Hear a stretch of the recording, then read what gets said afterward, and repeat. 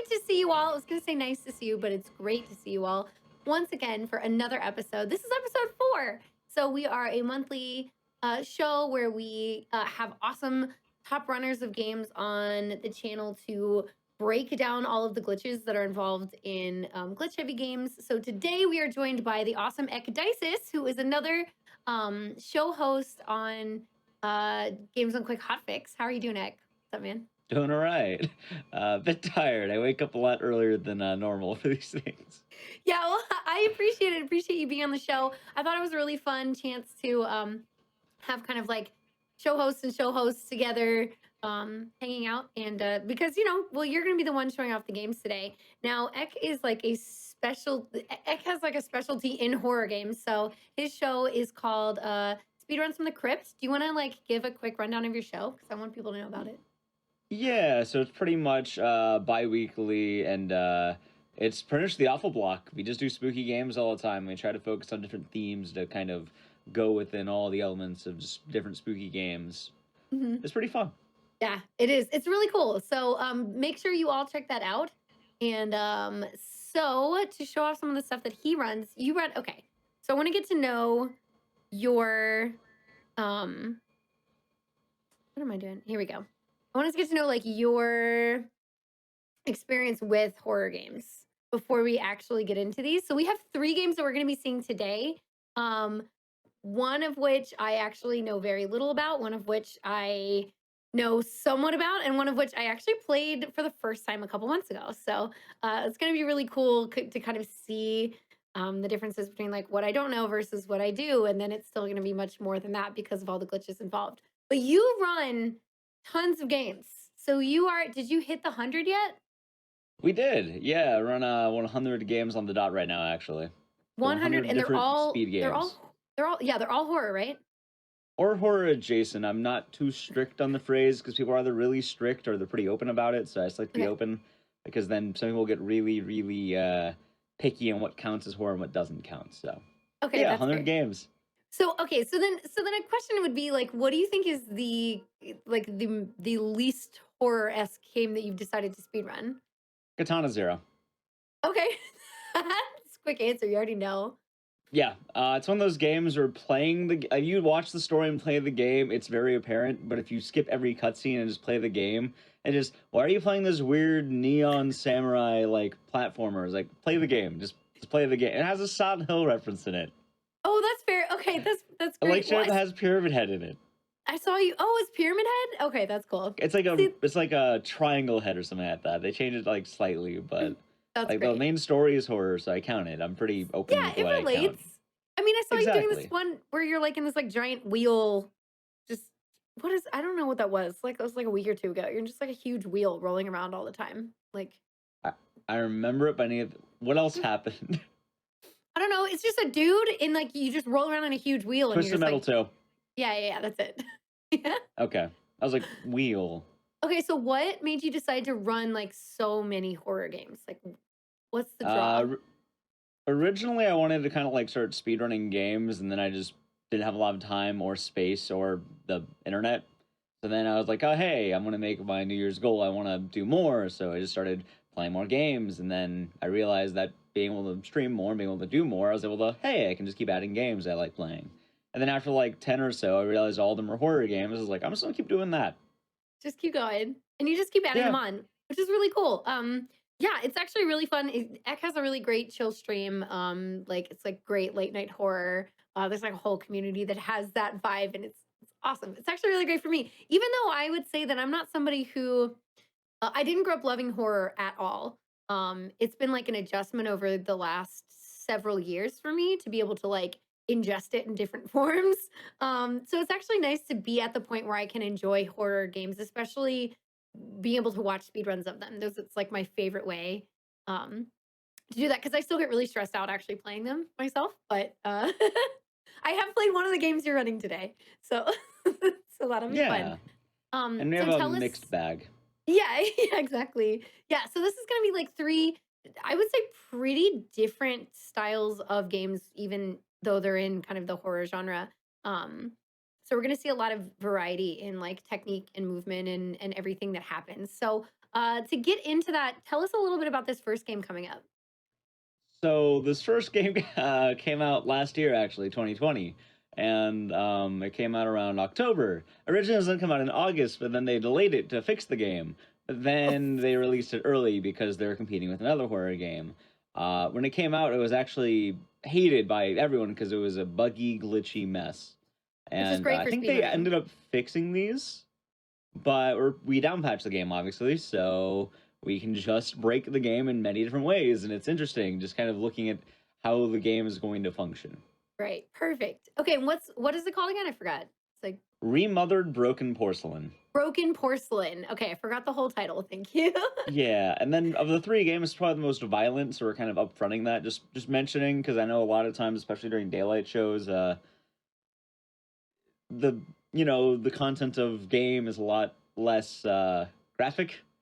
Yeah, So if anything particularly bad does show up, I'll just let you know.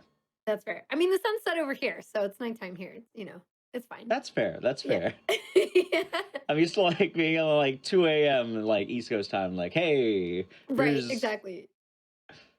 yeah, So yeah, there is just like a warning. There will be like one scene that will give you a heads up on yeah. that's a There's little actually a violent. glitch around that scene too, so it's even kind of weirder. But Yeah. yeah, Yeah, just something good to keep in mind. For anybody who hasn't seen the show before, I've already said it's all about breaking down the glitches, but I just wanted to kind of let you all know a little bit more detail in case you're still like, okay, so what happens in the show? Well, we have a command in chat, of course, for those who are in the chat at the moment. But so we bring on runners, and we're gonna like take these games, and yes, we'll be speed running, but it's almost like speed running adjacent in a way where we slow them down. So you'll see estimates are longer than technical or than the usual categories, and because we have extra time in there to really explain, like the show is all about like what goes into these glitches, like how do they work? What's the tech? What's the history? So any kind of information we have to share, we'll be hearing from the runners on that. So Eck is going to help tell us all about like what he's doing as he's going along. Sometimes we like stop so we can show you the setup for things. Sometimes like I've we've gotten runners to like go back and do a glitch more than once because or maybe there are different versions of it or things like that in case you feel like learning to speedrun this game or it's just something that you find really interesting. So that's kind of what you'll be seeing today. And I don't know, I'm ready to check these out whenever you're ready to go. yeah, I'm pretty much good. Awesome. All right, so we're gonna be starting with our first game, Remothered Broken Porcelain. Um, cool. And so whenever you're ready, let's do a countdown. All right, sounds good. Okay, so we got the game. The way we're gonna do it is we just go on new game. Time starts once we like. I'll be like the first kind of button press. So I'm just gonna make a file. We don't have to watch the intro for anything. Time will go down once we hit our first button coming up. So I'm just gonna let this load in. But yeah, this game came out as a sequel for another game called Remothered Tormented Fathers. That game's pretty fun. It's a fun branch of indie horror games that was based off something the Clock Tower series, and this one got kind of really, really weird and developed a bit of a reputation. Anyway, if you're ready, I can count down. Sure. Oh yeah, I have. That makes me think of other stuff because I know you love Clock Tower, and so do Oh you yeah, think that's a reason why you were excited to play it? yes, Go. definitely, absolutely. Quick and easy. Anyway, All right. we can talk more about that in a moment. But Yeah, three, please. two, one, let's go.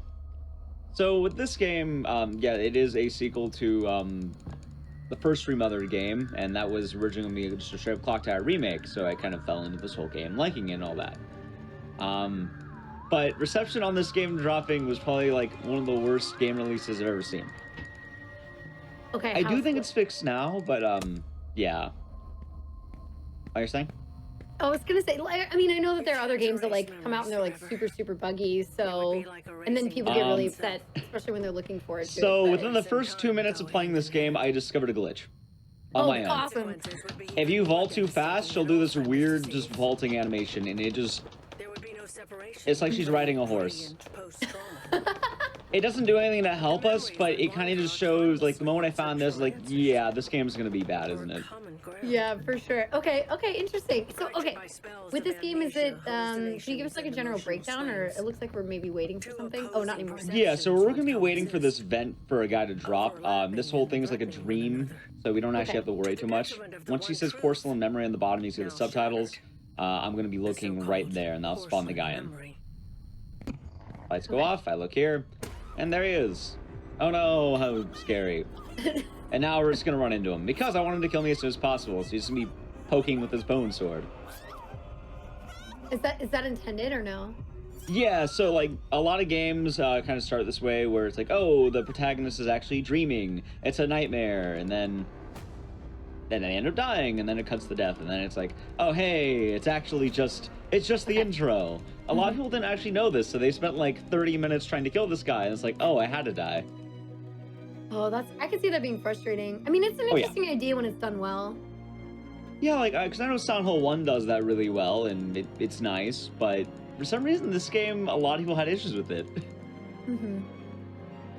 Well, we're going to get into that and see more of what's going on with that. Yeah, and some of the glitches we're going to be doing will definitely help us quite a lot. Some of the things we're going to be doing to solve these puzzles will be quite helpful. Unlike some of the later games, I think this game's mainly using one glitch. Okay. But we'll see when that comes in action, and it's going to kind of break the game in a few different ways. Yeah. I was going to say, like, help explain, like, a little bit of the tech that you'll be doing, like, things, maybe just, like, some basic stuff to get us into what we're looking out for that maybe, like, goes into these glitches. Sounds good. I think our first glitch comes after the first boss. Okay. What do you think is, like, the best tech that helps just generally going faster? Just generally is, I guess, just kind of, honestly, just knowing where to go. I know that sounds dumb, but the thing with this game is very often, this is going to be our first stalkers. So this game works in a stalker mechanic, meaning that as you progress through the game, you'll be getting newer and newer stalkers who will kind of chase you throughout the, like, little inn here. So knowing the enemy, kind of knowing what to do, you can't actually play the game if someone's chasing you. Because, like, oh, you have to get away, you're in danger, meaning you can't solve puzzles and stuff like that. Oh, right, okay. So ideally, what you want to be doing is you want to make sure you're keeping out of line of sight of her. And then we'll kind of be able to do some fun movements just to get rid of that, but it's not innately too glitchy. I think there's going to be certain things you're going to be able to, like, you know, skip just by kind of us having external knowledge of the game. But for, like, straight up glitches, while we could do one right now, it's not really helpful because I need to wait for her to finish speaking. So I can actually, like, zoom, probably, like, start running. Because right now I'm locked. I'm only able to walk. Yeah, but if I wanted to run, I probably could. Just waiting on her. Sure as hell didn't want them. Poor girl. She was locked up in there by her own parents. Why? Also, the game's AI is going to be kind of weird too, which we'll see in a moment. I'll start with room 213. Mainly because I'm actually not too sure how it's done. But you're going to see something that shouldn't work but does work. Alright, so now we can start running, we can play the game. We're still mainly just running through a lot of the doors. Knowing what to skip, when to skip is very important. Also, not mashing because we can accidentally open doors and stuff. And then, oh, she'll try to open the locked door, but it doesn't work. Anyway. Oh, yeah. And waste time. By going to the tray, we're going to see a little jump scare. It's just like some guy grabbing a bird. So here's our stalker. It's Andrea. We're just going to hide in the locker. Or the cabinet. What? I don't know what this is, but it's something. So it's just the woman who first was showing you around. Yep. But the thing is, right when she starts opening the door, we can just run. We don't have to worry about her moving or anything. We just, bye. All the birds will yell at us. We'll just slam through doors. We don't have to worry about it right now, because right when we get to the end of the area, she's going to spawn in on a planned spawn. So it doesn't matter that I just started charging through after her, trying to hide. Nope, we can just go away. That's great. Yep, because this cutscene will always kind of spawn her in the room, and they give you a planned hiding section. And that'll kind of cause her to put a key in the washing machine, which you're going to need for later. What the hell is going on? Also, you may have noticed, but I grabbed the scissors in the back there. Okay. We mainly want to do that because we're going to need weapons, because we do have a boss fight at the end of this section. Which is kind of weird, but we do have one. I feel like this is a strange game to have, like, boss fight sections in general. Like, any kind of game where you just... Oh, go ahead. Oh, no, I was just saying, like, anything where you... This kind of, like, running, hiding, constantly happening mechanic, it just doesn't seem like a game that's built for this. But, I mean, again, I'm super new to it, so... The first boss actually works pretty well, I think, but, like, there'll be bosses later that are kind of weird. She locked the door. I'm trapped. Also, this is like more of a tutorial section, so it's like, oh, hey, you need to learn how to hide. You can hide in the locker. And then we're just going to wait for her to leave the room. Okay. And I'm going to do this more ideal. Normally, I kind of go for resources, but she just stands there. She doesn't move. She can have a few different paths. She's actually going a little bit more into the laundry room than I'm used to. Normally, she just, like, leaves. Oh, he does, like, a loop back there. Oh. By the way, it always happens once. I think this is the first time I've ever actually seen her look in the locker. Has that never happened before? Yes. Yeah, let's go! It's the show. Okay. Perfect. The weird thing right now, she just left the room, right? We're just gonna immediately follow her. But it's gonna be kind of weird on what her detection is like, so I can just start running after her, and she's not gonna notice me. She just kind of keeps going. And this is kind of why I mentioned, like, oh, her AI is not really going to know what we're doing, because we're doing a lot of things that should be obvious, but aren't. Also, we have to use the phone. The answer is 213 pound, because I don't have to worry too much. I already know the answer. But she's just going to kind of beeline it. Gotcha. That was the room number they mentioned earlier. Yep. These are all based on the different rooms and how the phones work, and I need that room because that's going to have something for me. I have I think it's like a wire that I need from there. Coming from room 213. Oh my god, this So I'm AI just is gonna wait so for her. funny. Also, you can see, like, in a stealth game, we're definitely practicing the biggest stealth. I wait for her to open the door, and then she'll open it, and then I just... This is not funny. How's it go? Just run past her. We don't have to worry too much. We can get, like, kind of stuck in some rooms, but with the game's pathing, I don't get stuck anymore. When the game came out, you would, like, get stuck in any hallway, so now we can actually slide past them pretty nicely. Perfect. But the whole reason why we're doing this is we need to turn the power on so we can open a safe so we can go outside. Pretty simple stuff, I'd say. And this is still, you'd say, like, tutorial-esque, so we're not into where we're gonna see some... We're a little bit more into the game. Like, the main tutorial was that laundry room. Now we're kind of, like, dealing with the first level. Like, it teaches you a lot of the base mechanics. Like, hey, like, you can hide, like, for instance, in this little chest right here. And there's a lot of available hiding spots. But for the most part, we're in the game. Also, we already know the puzzle. 3, 2, 1, 4. You're supposed to, like, call the number on the safe, and then it'll tell you the answer, but it's always the same answer, so we're good to go. Right. And now we're outside, and we're pretty much almost on the first boss. The game goes really fast if you know where to look, essentially. It's pretty nice. Yeah. Also, do you want to see a stupid thing in this game? Yes, but I will of lose a bit course. of time for it. So you see how you can vault over this? Uh-huh. You just die? What do you do? Yes. What? The game just lets you vault to your death. What? Yep. Why? I think they wanted to add it in as like, oh, here's a cool mechanic. Don't vault or else you'll die. Is But it ever... you can just... I mean, is it ever useful? No. Okay, great. Yeah, it's... You just accidentally vault, you'll die. It happens at any point in the game when you see these, like, sort of rails. That's so goofy. Also, let's see if I can get another minor glitch right now. I can get it. But you can, like, push the trash bin by, like, pushing the air next to it. It doesn't do anything, but it's funny. Oh, okay, okay. Is it just like, kind of activating the... Yeah, like, the push spot from, like, a different point. Right, okay, I was like, I don't know how to describe that. Okay. But we will have a minor glitch right now. Right when I cancel this, during this, like, little cutscene, I'm actually going to be holding, like, down right and pushing shift. You can see her, she's running. You're not supposed to be running during this part. So how did you get that to happen? I just push buttons. You can actually hide in here early. Normally you have to, like, wait and then everything ends, but the game actually ended up blacking out a bit because I think I went in here early. So now this the scene's just black screen. Oh, wow. Because the game Okay. didn't expect me to enter that early. Right, so I was going to say, so the glitch occurs specifically because you go in there earlier than intended. Right. Oh, that's great. Okay. But it's nice because we just get broken out of it from a cutscene. And now we can leave. Mommy is exhausted. Also, hopefully this fight won't cause any issues. We're about to begin the boss fight, and now we're back in the closet.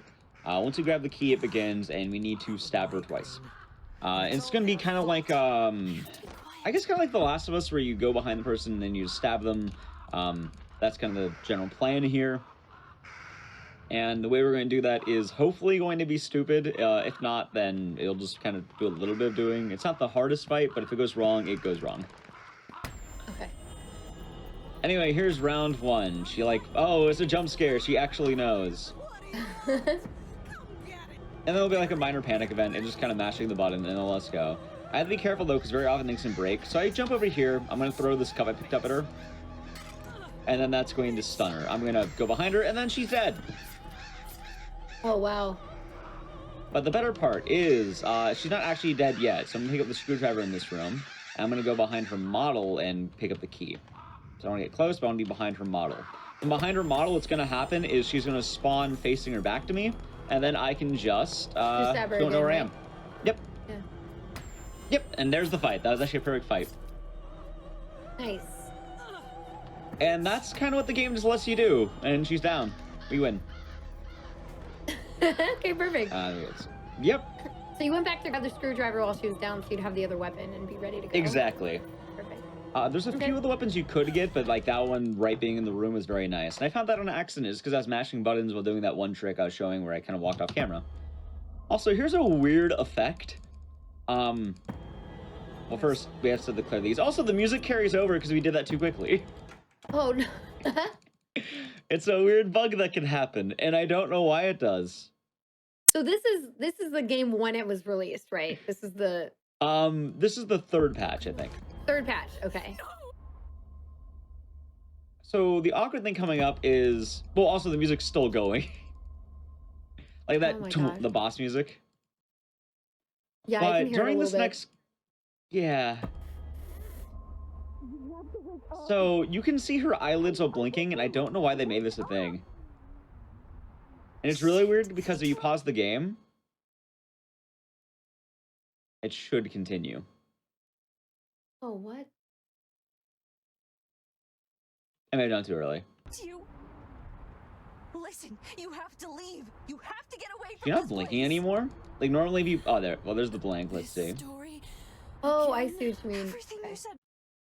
Yeah, and that blink will continue through the there it is. Oh, there. I believe Weird. you. And it's, I don't know why it does. You heard Andrea. He hung himself years Like, ago. it's a weird mechanic because it only exists for this part of the game, and then as well, The same walking stick you were it talking continues about. through like See? everything you do here. Right. Okay, something that I already like about There was this no game body. on the And if show there right now happened, is wouldn't that have been his. we're seeing glitches happen without actually intending them to No time happen. explain. Yeah. Things There's a occurring. few fun ones like the music bug that will happen, and right Yeah. now we're actually hitting our first glitch. That's actually like useful, I think. Okay, perfect. Yeah, walk us through it. I want to know what's going on. Okay. Also, the music's still going. Oh my gosh. When will it end? I don't know, but either way, I'm enjoying. I think we'll end probably after the next boss fight. Okay. So the glitch actually is going to happen once we hit the bottom of the stairs, because right now we're kind of waiting for her to hit a certain point so we can have a conversation, and I'll show you that we can't move during it, right? Okay. So like once we hit the little lamp down here, it's gonna like lock me in, and I'll just make noises on my keyboard. Hey, look, I can't move. I can't turn any direction. Right? We're stuck. Okay. So what we're going to do is we're just gonna go to settings, hit controls, change stance back to the option, confirm it, and run away. Oh my goodness. And now we can just start running back here. Also, we can go back to vaulting, so we can do this glitch again. Were you in like your walking stance like this, but you were able to be at run speed for a second? Like that? Yeah, so we're able to still run, but the game didn't want me to run, so it kind of keeps her in her stationary position. So it's just kind of awkward that she's walking while going run speed. Weird. And she's still able to vault while doing it, and it's kind of weird. Right now, the I main love thing how we're easy waiting that on is. is there's forced dialogue over there between the two, and normally what would happen is our character's gonna pass out at a certain point. So to save a bit of time, we're gonna wait by this key, because this is what we're gonna be going for right when it happens. Because we're gonna need a key for this the store soon. So we have to wait for her to pass out. Okay. I don't know how, I don't know when the chorus is going to end. That's the best part. Hey, I just want to say, this has happened, but it's very infrequent for the music glitch. I don't know what causes the music glitch, though. I think it's going in the closet early. Okay. Either way, I think we got lucky. Yeah, I think it's definitely a good show for the show. Also, you can do the glitch here too to hold on. Let me see. I can't pause it here, but you can technically spin around while this is happening, but it's a bit harder to get and it doesn't help you. Oh, weird. Okay. All right, so now that we got the key, that one glitch I mentioned is going to come in very much in handy. Whenever we're kind of forced into not running, we're going to be using it so we can run. Okay. So we need to go answer that phone that's ringing. We have a phone. We have a key now. We can go to the room where the key for that room is. And it's the whole, hey, you don't want to wake up the owner of the inn. He's going to be mad. He's going to be angry. But you'll kind of see our main character here. I'll explain that. I think her name is, I'm trying to actually remember. I played this game for a while. I don't even remember the main character's name. It's like Celeste, I think. Okay. All right, so right now you can see I'm kind of forced to crouch. No, we're not. Just go back. And now we can run through here all we want. He's telling us, oh, we have to be careful. No, you don't. We don't need the bottle. You can just throw it. Wow. The fact that you can adjust your menu controls and how it changes the game so much. This is awesome. Do you want to know the best part about this? Yes. So I want to say this this glitch was found by a runner named Jewhorse, and he found it and was really excited about it, and he actually knew some of the... Oh, wait, I went the wrong... I'm being down. Hold on. He actually, he knew some of the devs. I was like, hey, this glitch is really cool. Can you please not patch it out? And then they told him okay, and then they patched it out immediately. Oh. So this is why we down-patched the game. Right, because you're like, hey, please don't. Yeah, and then they did. And they did it anyway. Well, they want their game to be enjoyed in the way that they're intending it. But, like, the only thing is it's such a speedrunner-specific bug that it won't impact anything otherwise. I know. It happens, Anyway, though, unfortunately, but this is why we have other patches. Exactly. For this room, we're just kind of talking to the two things here, and then we get another boss fight. This boss fight's gonna be harder or easier than it looks. So this guy has a gun, and he's gonna shoot us, but don't worry, we just hide. He's gonna try either slapping us with the gun or shooting us. Our whole goal is shoot him twice with the fire extinguisher. And here's a fun fight. Oh god, I actually got slapped. Hold on. There we go. You just sort of run around the ring around the rosy. Wait for it works, spray him, and then he should hit me. Nope. Alright, so I actually didn't get the hit. Oh, there we go. That's what you needed to happen. Yep. Okay. It's really weird because it happens randomly. And also when the game came out, it didn't play any audio like the crash there, so it just bonk. Like, it literally just had a no sound effect, and it was really weird. Interesting. Yeah. It sounds like it seems like the sound is just perfect in this game. Oh, hey, it finally fixed itself. I don't hear the chorus anymore. Okay. I don't know. I think it's At least been great. I think it did. Also, I will say that one warning is coming up. Okay. You can do it. So just as a heads up to chat, I do want to mention this is a horror game. There'll be some violent imagery. We did stab a person to death, but there will be a dog who does get pretty badly injured in the game. So just as a I don't warning know for you all. why the creator decided to make this. There's no way to pass it without injuring the dog. So I want to mention this now, just for the faint of heart. Mm-hmm. Like once we kind of leave the meat locker here, it'll probably happen in like a couple minutes. Also, story-wise, now we have moth powers. What? Why? Yeah, we have the power to control moths. Mainly because they wanted to make this game essentially Susperia. With like cults and all that. So hey, moth. Oh, he found me. That's not good. Hold on. Luckily for us, all I have to do is just walk on out. And then we just hide in here. So there's a few things that can happen. Ideally, what I want him to do is just leave the room. Sometimes he'll kind of search around or search the closet, the locker. Both can happen. I don't really know what causes each. I normally don't get caught earlier though, so I'm surprised if you wouldn't check the locker. I normally know though on the top left there'll be like a hey, he left the room, you're good to go. Okay. And that's usually the point I use. All right, so now that we hit from Ashman, we're going to just book it. He has a gun, sure, but he doesn't ever actually shoot it for some reason. Also, now everyone wants to beat us up because they don't like us. Yeah, why? What's happening? They're being controlled by, like... I guess the way to say this is that there's one person who controls the others through mind control somehow, the mental powers. Mm-hmm. Where's the dog? There's the dog. Uh-oh. Okay, so what I'm going to do first off is I want to go back here because I'm going to need two things. One, I need to disturb the dog. Game. Thank you. Two, I need to hide because our friend Gloria's back there. And normally I just hide behind this pillar. It should work. And the game might glitch out because the dog is just going to randomly explode. Sorry. Aw. Because what happens is Gloria teleports outside. F for the dog. Yeah, it is a bit sad. I don't know why they put this in here. That's very depressing. I know it's interesting how like animal violence is always worse than like human violence. Maybe we're like used to it, and then animals just you were like, no, they don't deserve it. I mean, dogs are the best. But yes. Yeah. That was actually a really fast section though, surprisingly. Yeah. All my practice runs had me messing that up entirely. That was close. But to cheer you up, I'm gonna rate the game again. So normally you have to wait here and use your, like, oh, you have to use the mind powers to help the escort. No, we're not. We're just gonna run. So is this the main mechanic that we're gonna be using to... Yeah, you break the game a lot this way. You can see, like, she doesn't even notice me because she's not supposed to. She's not programmed to actually see me.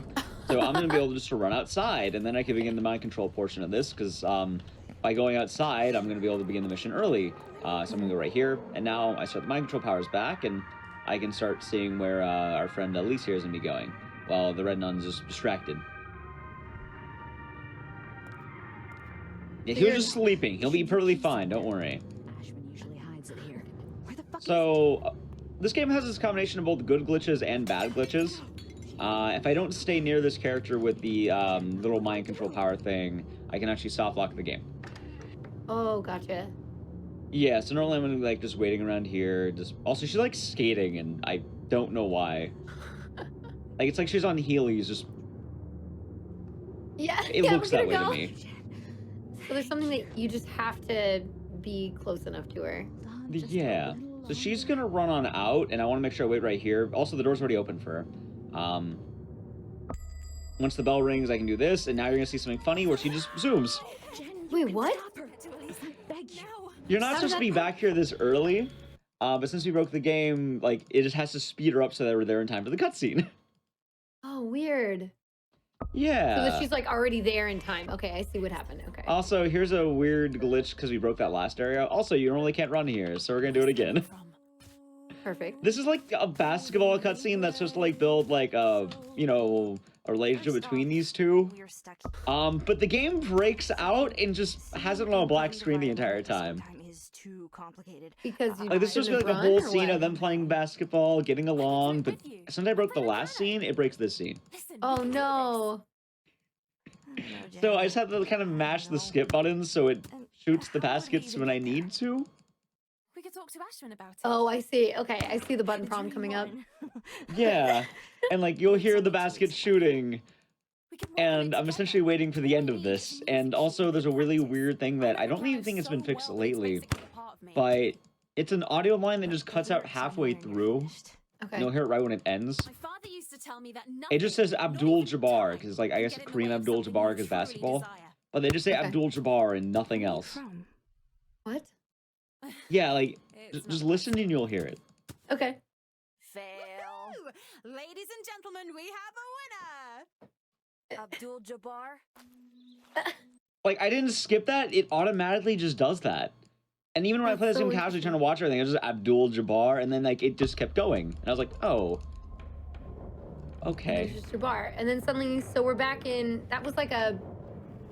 Was that yeah? like So a this memory? game, yeah, that was a memory. This game was just a lot of flashbacks, kind of telling you the story of a few things. Okay. The best way I could describe this game is it's kind of like Titanic. Okay. Like you've seen Titanic, right? Oh, Titanic. Yeah. Like, you know how in the beginning of the movie, it's like an old lady is telling the story of how she fell in love with Leonardo DiCaprio? Okay, but instead it's an old woman telling the story of how she found young love in an inn. with like weird possession and Pretty murder. much. Okay. Like, that's All right. the story in a gist. Hey, there's a lot of death in both this and Titanic, so. I think Titanic actually has a higher kill count than this does, actually. Right, they're basically the same thing. I get it. Also, there's the dog again. Oh. Yeah, they're not very nice. I don't know why they're so mean to the dog. That is the last we'll be seeing of him, though, so nothing bad will happen to him outside that. Also, there's going to be like a really annoying static effect in a little bit, and it's always the one part of this game I'm not a huge fan of. Okay. So just warning right about now. I see. Yeah. This game What's the has next- its issues. So what's the next thing coming up for us to look out for? So the next thing is going to be more boss fights, actually. We're kind of getting back to that territory. Also, Okay. we're activating some of the triggers here early so we can actually reduce a lot of the power or, get the thing going. Because I need to play film, and the whole goal right now is to kind of learn more about the inn and the people here. So this boss fight's going to be kind of weird, mainly because it's me, like, leaving breadcrumbs. Okay. And also, this was like a nice jump scare. Since we're repaired, there's something in that pile of babies. Okay. How did it end up here? Thanks for the warning. Yeah. Oh no, he's scary. There he is. So the faster way of going is actually this way. I'm just going to taunt him, and by running past this, it's just going to activate. It hates it. So for round one, he just is weak to light, so I'm just going to kind of bother him. I'm going to shout things at him. How is it possible? And then I want to be activated. I'm going to actually do this first. Hold on. What's happening now? That's going to wait a little bit because this one's going to be safer. Because oh god, I'm getting unlucky. Hold on. I have to activate the light when he goes by it. There we go. Okay. And now one more to do it. Normally you go for that one and then this one, but he got way too close the first time. Yeah. Yep, and now he can go. There we go. And that's the boss fight. Okay. And now we can just use a shortcut to get back. There we go. Gotcha. Because a lot of people didn't realize this. There's actually just a door right here. Test. There we go. Anybody there? Lynn! Can anyone hear? Also, we have a nail gun now. I was like, what are you shooting? Okay, no then. It's also infinite ammo, so it's actually really nice. Tell me you're there. Anyone? Yeah, we're getting Just ready waiting. for 2 boss fights in a row, actually. So we have round Okay. 1 with, that's Wyman. Round 1's pretty easy. Round 2 is also really easy. It's going to have the most interesting fight mechanics you'll ever see. Explain to me. Okay, how What so? exactly are we looking for? I'll leave it just as a slight surprise. Okay. Okay. Just because it'd be stupid. Also, we can do this again here. Ashman always keeps some cash in the office. Small emergencies, etc. We can just run past. Yes, yes. I like getting myself into trouble. Perfect game. Let's call it Exactly. compensation for our services. And then we're going to go, hopefully, here. Are you playing as this Lynn character? Yeah, so now we're playing as the other character for a little bit. And story-wise, this character does change a wee bit. We're essentially waiting again. Because I have to wait for the prompt to open this, and I have to wait for her to move now. Rebuilding his new Okay. project, the hotel. But while we're waiting, we can go back to Here's the new just maid. What about you? kind of How breaking the was game. Flemington girls and whatever it's called. There's a few things you can skip while you're here. We're here. And before that, I ran away. But right now, essentially, you're trying to run away to go to like a music competition, so you're stealing money from the guy who you fought the fire extinguisher at. do you ever feel the urge? To Oh, learn, okay, though? gotcha. Okay. Yeah, Change life. but lot the of next boss variation. fight's gonna be fun right Any after this. person. And then there's an incredibly minor trick. That's not actually a trick, it's just opening the door. And yeah, this game looks amazing. I think this game... Oh, I can move this. Yeah, Have you there we done go. it before? And the game looking good isn't my issue with it. It's mainly just the game was kind of a bit buggy on release, and there's issues that were easily fixable is my main issue. Yeah.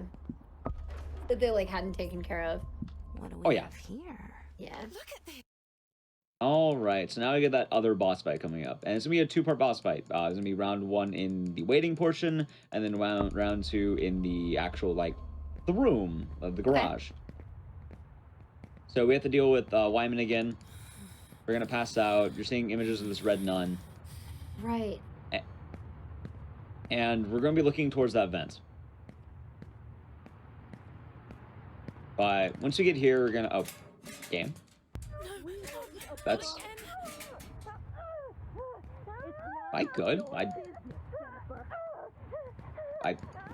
there we go. She's passing out. Whoa, I can move. Oh, hey, there's a glitch. Well, the name of the show, right? I've never had that happen before. Okay. Well, we got it. Okay, so right now we're going to be using a power to stop the character in there fighting. But I need to wait for this guy to come out. Hey, look, Porcelain's back. Wyman. Here's what's going to happen. He's going to look for me, and I'm just going to... Just gonna sneak around. I'm just behind this locker. Okay, perfect. Hi. After rolling around on the floor. I think that was totally normal. I don't know what you're talking about. I have to do something. All right, I'm actually here. I need to put my headphones back on now. So yeah, the way this fight works is you need to use that moth power in the top right, but as you can see, it's filling up as we go. There's no way to make that faster outside of powering yourself up earlier. So this fight boils down to hide in the locker because he can't find you in here, and he right now, like, he can't attack you. He doesn't know who you are. So we're literally So once that bar is filled, we're good. But until then, yeah, I'm just gonna be hiding. yeah, you just have to actually just wait for it to chill. I didn't realize you Yeah. got up for a second, by the way. Yeah, you can just leave. You have like At least until I a manage couple to- minutes. There is Oh the my God. rare chance he can look in the locker, but like, it's actually, hey, speak of the devil. Nope, he didn't even What? look. He doesn't. Actually, I didn't even go away though. Oh, Yeah, he's leaving. He's leaving. okay. We're about 2/3. I'm also not sure what kind of path he moves on, maybe because I never look. Also, she's lying down below. She never, like, she'll say, I can do it now, I can do things. No, you can't. Yeah. I think the game expected you to power yourself up at this point. Right. So they're like giving you prompts for it. Yeah, it's like, oh, hey, you should be able to try this now. To try again. Mm-hmm. Mm-hmm. And he says that, like, I gotta do it again, but nope. Yeah. Not until that bar is filled, which it should be good in a moment. So somebody wants to know, like, are any of these Remothered games worth buying, in your opinion? Tormented Father is actually pretty good. Like, the Okay. first game was really nice because it was all passion and heart and worked well. This game's main problem is... Oh, God, wait. There we go. This game's problem is it kind of rushed itself, and I don't think they listened at all to, like, people who were in early access. Okay. Also, like, it was a lot of shooting for higher stars. Also, now I have the nail gun again. You hurt me. This fight, the way it works is you shoot the light, and then you shoot him. And you just pump him full of nails. Oh, wow. That was it. Yep. And then after a few, he gets annoyed, so he just leaves and jumps in the vent. Now, Okay. here's something fun. By using that moth power again, I can actually look into the top, and we can see his model, just kind of patiently waiting and crawling out. Oh, kind of waiting to come back out, and then you fight him again. Yep, that's all. He's just waiting for the prompt. Ooh, I might be to hit there. That's fine. All right, we're good. But yeah, the first game's really good, and honestly, I don't think this game is the worst game. I actually still like the game. And I think they have improved it, but I would like, for this game, I would buy it on sale or something. Yeah. Yeah. But the first game's actually not bad. It was actually one of the best horror games of its year, but mainly because nothing else that was good came out that year. Control room. Like, Yeah, 2018 was a you know. really bad year for horror. Simply took out Yeah. the cables. When did the first one come Oh. out? You know? 2018. Oh, okay. Oh, So so that this was came out. between RE7 and RE2 make. So like for horror, there was a big lull in the 2018. Nothing really happened game-wise. Reason why you Gotcha. ended up in this fucking place. Yeah. One way or another, Porcelain kept us all guarded. Someone else will take So his how place. far through this are? Okay, so how long does a typical run of this go? It's only a matter of time. World record is like 46 minutes. Very often about 50-ish. I want to mention right now, we're actually really underestimated, I think. Oh wow. Okay, great. Like, that dog portion, I was actually kind of expecting to choke. Not to touch Okay. anything. Okay. Cool. Well, I'm glad that we Um, didn't have as much there, but again, you know, it's. I mean, any other kind of movement, feel free to take your time with it. We'll do. We'll do. I think the next two games will have a lot more that kind of break down certain Yeah. glitches. This game's a lot more just kind of a glitchy exhibition. But I Yes. can guarantee the next two will be a lot more like, hey, these need to be explained, these need to be done. This one Yeah. is very straightforward, very easy, because, hey, we have the menu trick. You just change a menu option, and then the game breaks for you in many different ways. And also Right. has a lot of waiting portions like this that you can do it anyway. Right. Exactly. Well, I was gonna say like that's. I mean, it still is like a cool kind of something different than just like okay, let's break down everything that we do, but then it's like seeing what the game does in response to a few things that you do. I don't know. Again, it's just a little different, which is cool. Also, it was pointed out in chat about how the wheel's not moving in a way that it matches the driving. Even better, it's consistently on a loop. So it just goes in the same loop every time. Like it's the same road. It doesn't matter like where they're going. No, they always crash. Oh no. Also, now comes a weird portion because I don't know if these are glitched or intended. But now we're playing as the character from the last game. This is like the main character who was in the first game, and they kind of changed their model a little bit. But you're kind of just stuck in this place, and we're in a wheelchair, and we're gonna do something really stupid.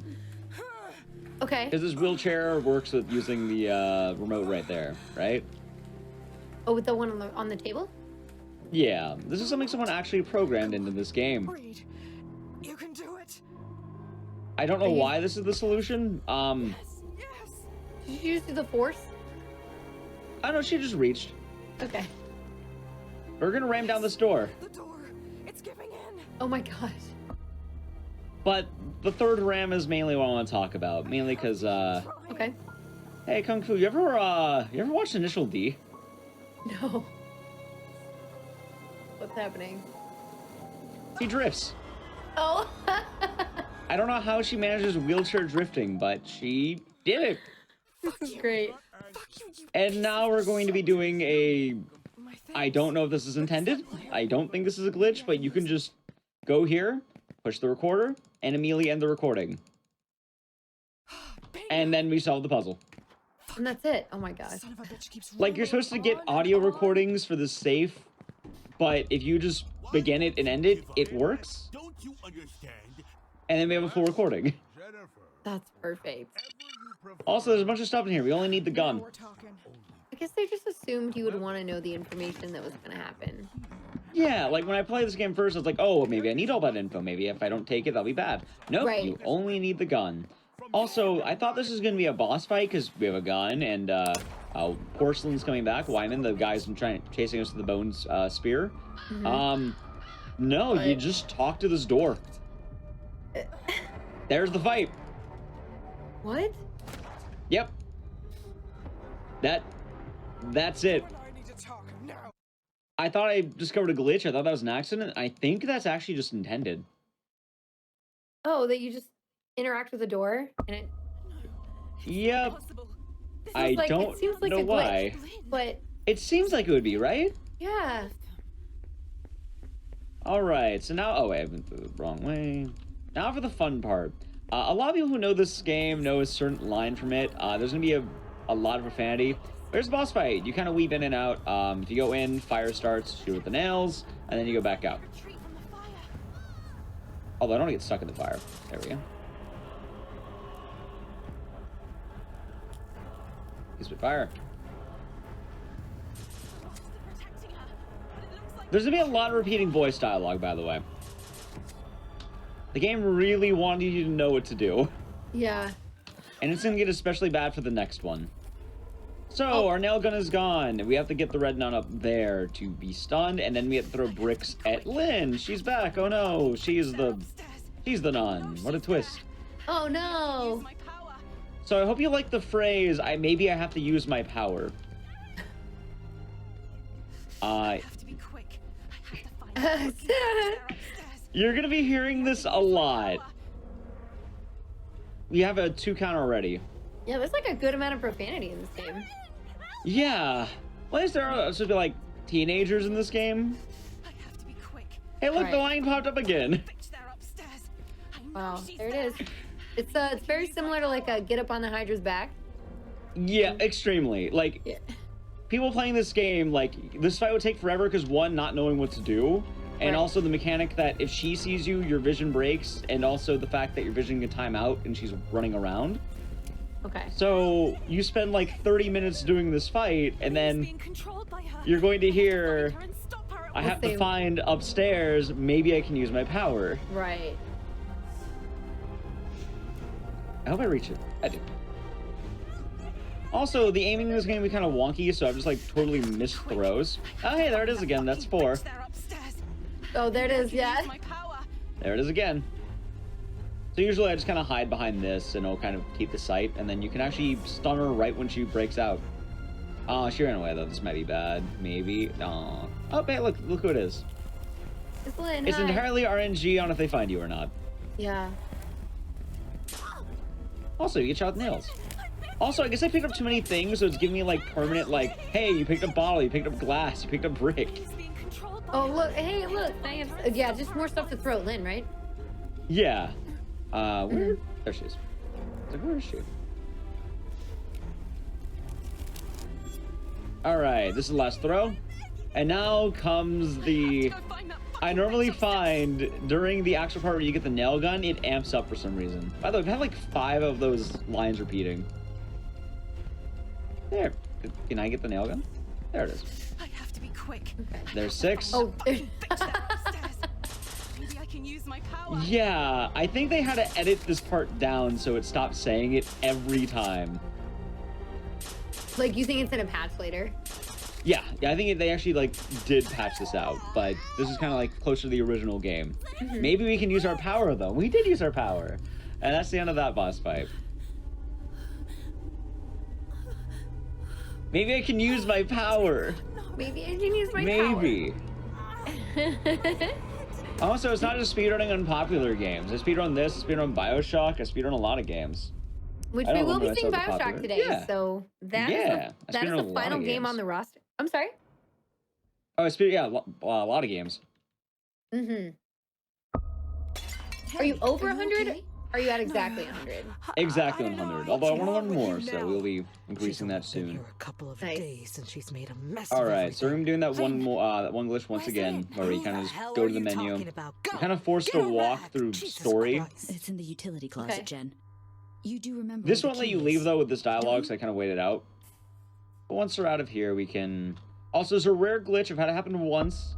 I don't think it will happen, but we'll see. But I'll explain it if it doesn't happen. It's just kind of cosmetic. Nope, didn't Okay. happen. He can like stand in the chair, and it's understand. really weird. Why do I Oh, feel like okay. I've been through all this before? Just because? So the game's actually It going to feels stop like me here deja though. So there's vu. me a few points I have to do this like multiple, because like, oh, cutscene. Nope. We don't want to watch that one. So we're just gonna go back here. Oh, I see. How did I know that? Yeah, it's also I kind of can't awkward because you touch remember anything else, it will really break the game, and it Here like will before, force you to walk. It'll but force you to everything was stand. different. You have to keep going. I can't Thank shake you. this feeling. How did I get back to the hotel? It's And then we just have to wait this one out. Hey, look, it's the violin. It's skipping dialogue from Wyman. Lindsay, Lynn. Also, her It like wasn't a tie dream breaks. after all. Because I guess the wind. I have to go back. Oh, weird. Look at that. Like from Yeah, her outside. tie is just like Who are you? clipping, and I. Is that like a bolo? Whatever it is, it's just clipping, and I don't know why. Yeah, probably because they think she's supposed to be outside or something. I don't know. Yeah, so it just kind of exists in this room, and even though I don't know why it clips inside of her shirt, but it does. Yeah. That is definitely really weird. Also, if Remothered taught us anything, it's that, you know, anytime you open a door, full shoulder ram. Full shoulder. Full just charge into it. Alright, now we're back down here, and we're actually going to be going, it's like back to the main place where it began. Wait. We can run during this little part by just holding on the direction. It's useless. She can't hear me. And I'm actually going to do a How minor... do you wake up someone I who don't was know if this is trapped just in a us having limbo? early knowledge, What could be but we're going used? to talk to this, but there's actually a secret door right there. Think, Jen. Think. Oh, wow. And this is supposed to be like a, oh, Wyman's back, he's going to kill you. But, No, I can actually see him spawning early, and I can hide behind the ladder. Oh, The film. Yes. Also, the I dialogue remember continues that through the loading screen, because I got there have to early. find the film. I have to go back to the hotel. oh, that's so interesting that it To the doesn't cut cinema off. room. Yeah. There's a bad glitch that can happen happen here. If it does, I can reload the game. Let's see. I did not get it. Cool. So you can interact with doors. You're good to go. But the game can bug out where you can't interact with any doors, and I need to interact with the locked door in order to get the next kind of thing. Would you have to, like, But I love reload that it or audio what? bug. Yeah, you just end up reloading it. If that Okay. does happen, it loses you time, unfortunately, but it can happen. It's locked. But why? All right. Also, this is another stealth section. You have to avoid Gloria while she goes in the room, but nope. No, we don't. We don't have to do that. We just book it past her. I can't open the door because it's locked, but she'll unlock it for me.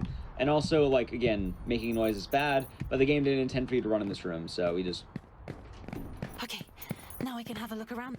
You just I have leave. to go into Ashman's room. I am sure that the cinema room key is there. And now we're going to need to get film from this room, and we just need to avoid I have to Ashman. It find should the be pretty film. easy. He's the guy with the gun. He's gonna spawn right here. No.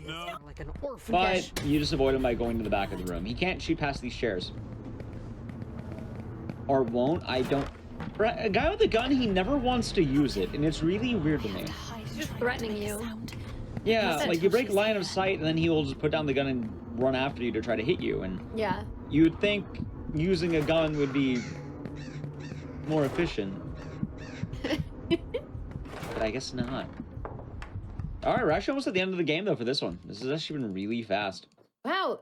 Yeah, so for chat, real quick, just anybody who has any questions about like how some of these things work. Yeah. Again, like this seems like it's pretty straightforward, and a lot of the things that aren't within like the menu control is like unintended from the game or just RNG. But if you have any other questions, especially for the other two games, just feel free to ask in chat. I do check periodically and can ask Ek while he's playing. This game's mostly, like, I think the most straightforward one of the night. The other two are going to be a lot more. We're going to be doing certain glitches, and then those will be a bit confusing on how they work. Or certain things in those games might be a little bit more needed. Yeah. So with this one, I kind of want to start off just because it's a buggy mess. Yes, which we have noticed already with a couple of like new things today. Do you have a particular game that you think is extra fun or hilarious to speedrun? Do you mean in terms of like glitches, or do you mean like just because the game is of questionable quality? Do you have one from each that you can think of? Yeah, so for glitches, actually, let me think about the glitches one, but for questionable quality, I know, oh, sorry, oh, yeah, they have Chiz in here. Also, by the way, really quick though, why right now we're trying to, we're just chasing her right now, that's all we're doing. Okay. We have to get shot at every location. Ah, okay. So for questionable quality, one game that's really neat is a game called Overblood. It doesn't have any glitches or anything in it, but it's really, bad. It's like a licensed Resident Evil clone sort of thing, and it's really cheesy. Anyone who plays it loves it, but it's incredibly cheesy. Gotcha. Now for glitches, I have to look through more. First I was like Nightcry kind of, but Okay. a lot of the games tend to be awful games. Yeah, I think that makes Bioshock's sense. actually be a pretty fun one. Which one? I think Bioshock will be pretty fun. Oh, Bioshock. Yeah. Yeah, I agree. I'm excited. That one's gonna have a lot of unique different things. I'll kind of go throughout the game and different ways you can break it. I wouldn't call that one so much hilarious, but I think it's really fun.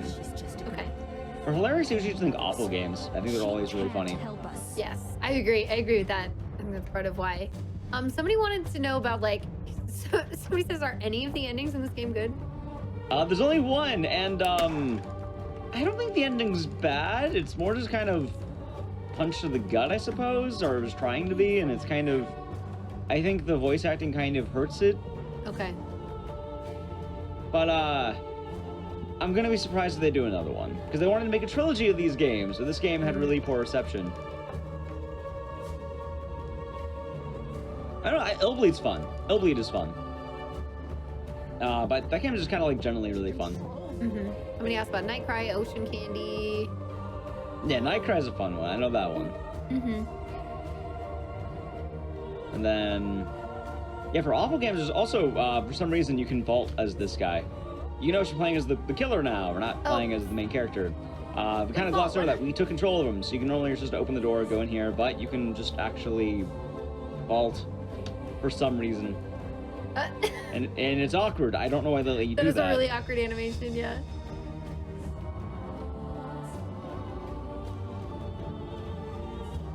And then he just dies.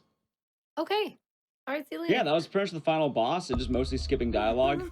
There's also like a choice in this game where you can either let this guy live or die. It doesn't really matter. We usually just kill him. And yeah, Ocean Candy's referring to the run. And then the ending is that gotcha. they're going to go to the show, but I guess the character who are chasing threatened to kill the main character's family. So she doesn't want that to happen. Oh. So you just kind of get to see You heard what Gloria touching said moments, I on your suppose, own. but it doesn't matter because we skipped all of it. I have to go back. They're just kind I of have to sad. return to my parents. Oh.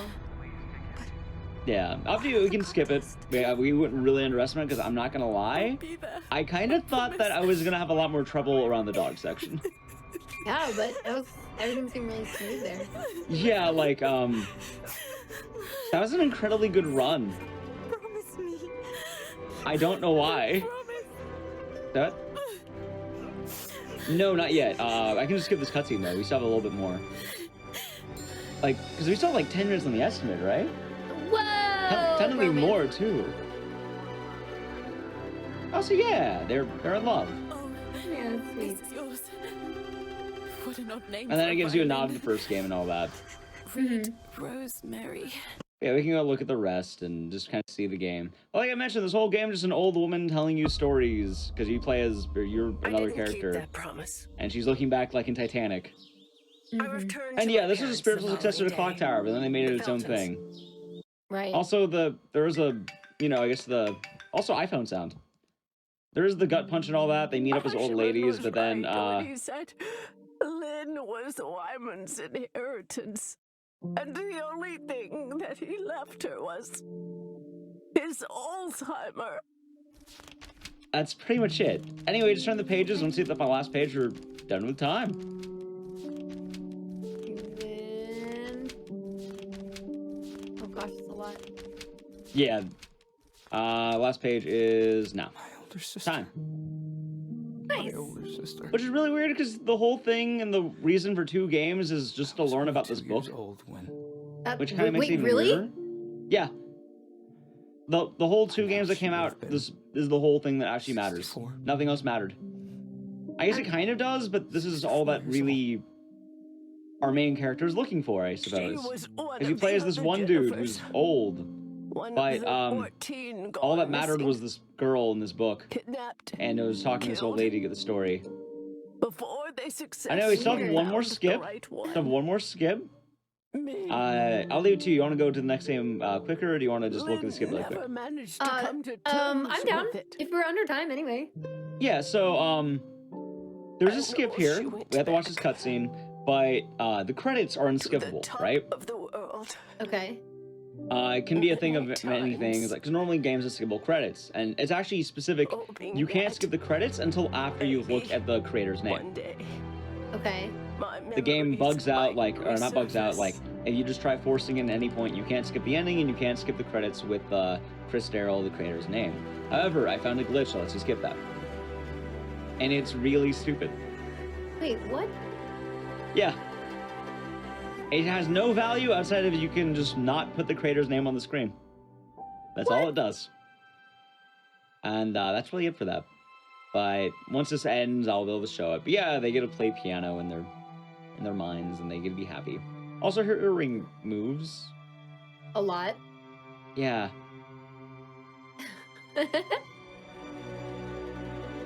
Yeah, I think for the 3 games, the Bioshock will probably be the glitchiest one, and they'll have like probably a lot more going through it. Right. The next game will have Find me there. some Well, stuff. Be it's fun. short. It's relatively Yeah. short. Yeah. The next game is also a big ebb and flow, I think. Like, it's gonna have Yeah. moments where we're doing nothing and moments where we're doing everything. Okay. Alright, so here's the glitch. I can't skip it as you can see here, but if you Alt-Tab, you can actually go to the main menu, and you can just leave. Oh, perfect. Oh. Yep, it's lets you go to the pause menu for some reason, but that's Remothered Broken Porcelain. Perfect game. No issues. It No was- issues. Definitely, I bought this on like day 1. No issues.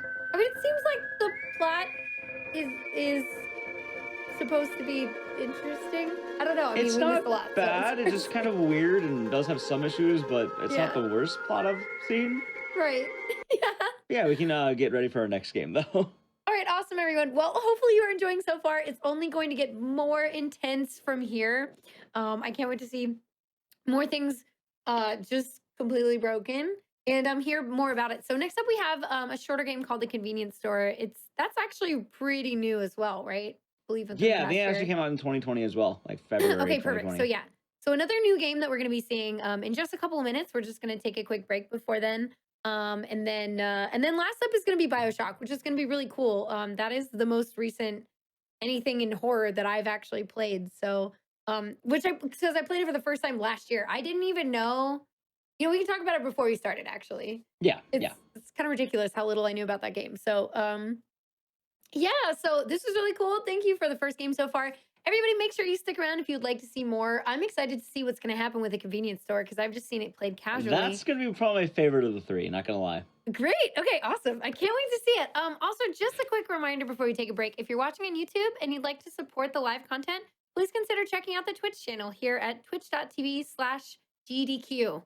Or if you are here watching on Twitch and you have an Amazon Prime account, you can subscribe to, any Twitch channel of your choice every month for free. So please consider using it, your Prime Gaming to subscribe to GDQ because it helps support our shows. So we also have all of our AGDQ 2021 online runs up on our YouTube channel, which is youtube.com/gamesdonequick. So you can check that out as well. So anyway, I will let you get ready for the next game, Ek. And everybody, again, stick around. We're going to see more fun games, awesome horror games broken down. So we will be right back after a quick break. Sounds good.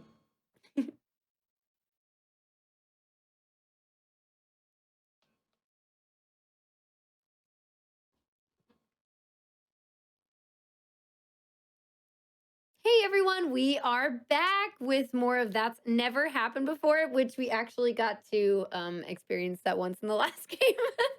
So I am joined once again by Ekdices. What's up, Ek? How's it going? Hi. Thanks for showing us. Our first game was Remothered Broken Porcelain. Yeah. Okay, perfect. All right, I actually remembered. Look at me. Sometimes my memory works. It's great.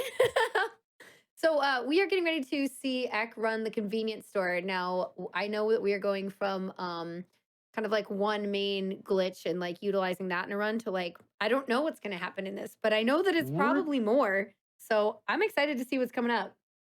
We're gonna have a few, and we'll be utilizing in different ways. I feel like because this game's broken down into nights, so for every night we're gonna break them down into different ways and kind of be doing different things for that. So it should be nice. Some of them we'll kind of see again and again. We'll see how that goes. But yeah, we're pretty much 7-Eleven. Yes. Before we begin, just plot of the game is that we're working night shift at a haunted convenience store because it pays a lot more money. Perfect. And then I'll say So for that's. oh. Go ahead. So I just saw somebody in chat who said 30 minutes question mark because that's the estimate. Now keep in mind We'll see.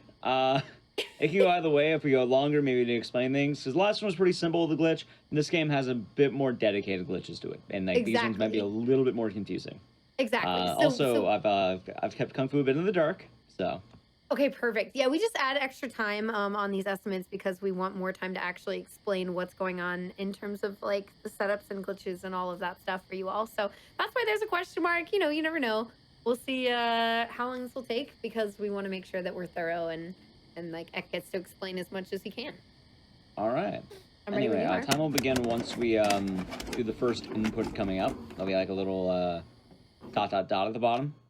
So 3, 2, 1, let's go. All right, so the whole goal is we have to get ready for work, but so we can make it easier on the eyes, I'm just gonna do this. There's a lot of people do complain that, hey, it's hard to see. So hey, we're in our room and we have to go get a few things. First things first though, head bob off. No, off. Yeah, there. Okay. I'm taking the flashlight just so we can see better.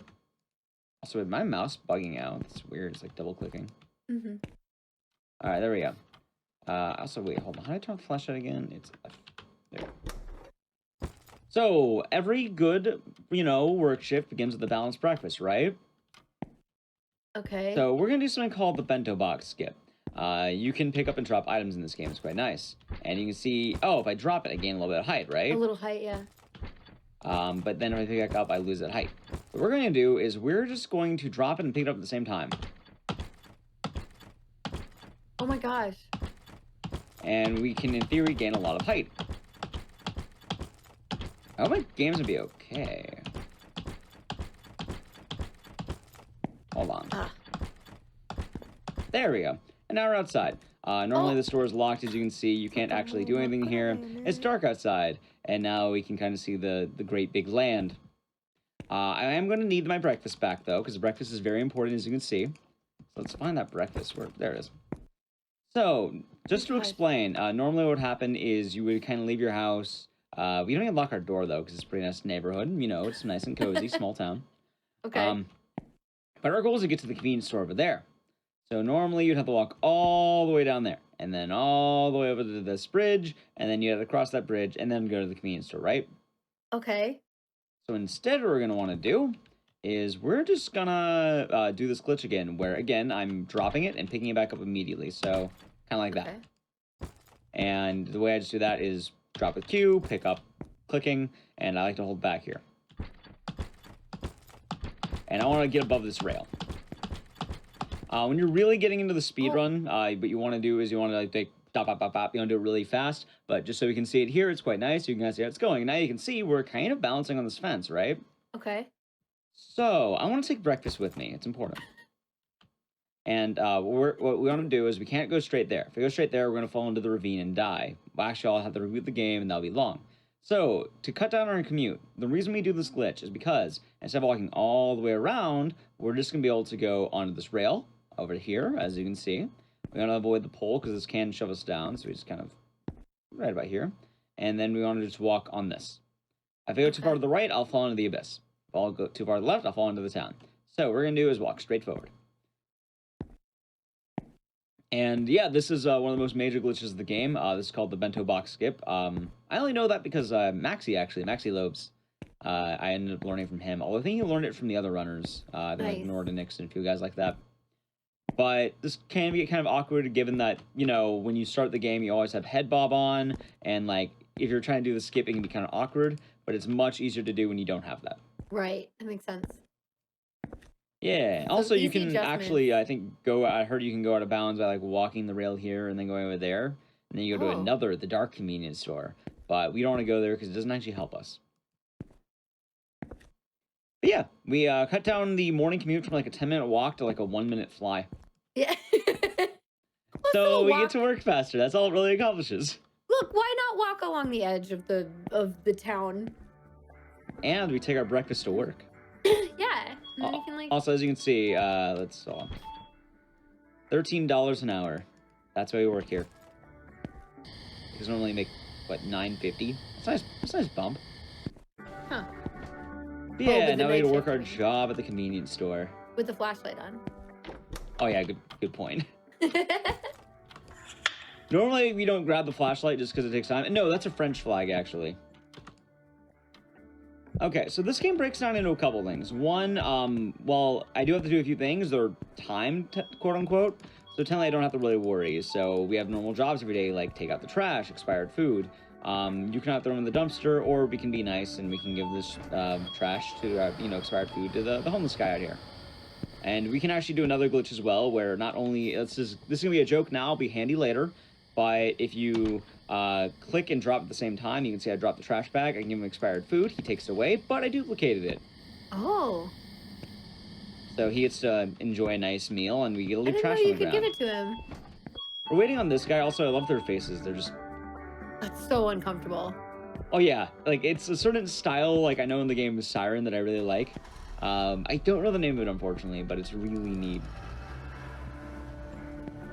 But yeah, like between these doing of the jobs and then also doing the glitches, there's like a nice ebb and flow to the run. You have the frantic, bento box skip where you're just uplifting yourself going to work, and that is, you can save a lot of time or lose a lot of time. And then this part, like, as long as you make it back doing the trash cans and whatever you need to do before the guy gets to the register, you're all good, because all we have to do is cash this guy out. Also, he took our breakfast.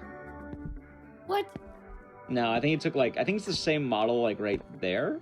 Oh, this is a different one. Yeah. So normally what we want to do during this portion, or any of the waiting portions, is we actually want to get our breakfast and we want to put it out back. But we did take a bit long explaining things, so I'm just going to rush to the register, and then we'll do that afterward. Okay. I should also mention that for our next glitch, I'll have to explain it after it's done, just because it's kind of immediate and there's not much control over me doing it. Okay. Yeah, if there's any kind of like setup or anything that you can be like, I'm doing this thing to do a thing, I'll explain. Like, feel free. Yeah. Story-wise right now, again, we're setting up one of the endgame glitches by taking the bento box. I kind of mentioned that we're going to need this. At some point, we're going to be getting back here, behind this caution tape. There are two major categories to this game. There's night skip and no night skip. We're doing no night skip, mainly because, also it's known as 90%, mainly because night skip just immediately goes to the end of the game, which is a little bit less fun than doing all the nights, because there's cool tricks you can do through each part. But throughout the nights, you actually see different hauntings. Like, we're going to see the store opening and closing throughout the time. And now we kind of just go look around the convenience store. Like, look, you have... what? Shaved ice. Yeah. You have magazines. Great.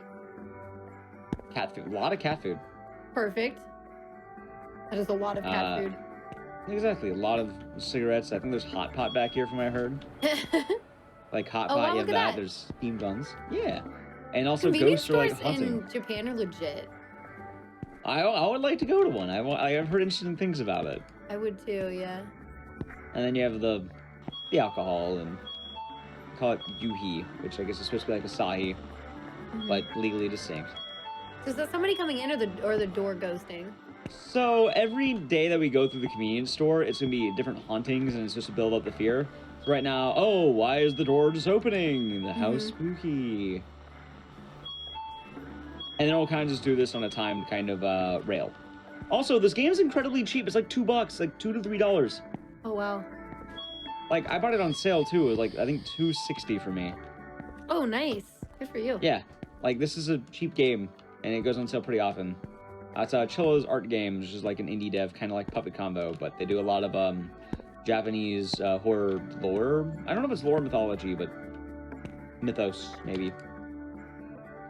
Okay, so next is the next glitch. We're actually waiting for that delivery guy, right?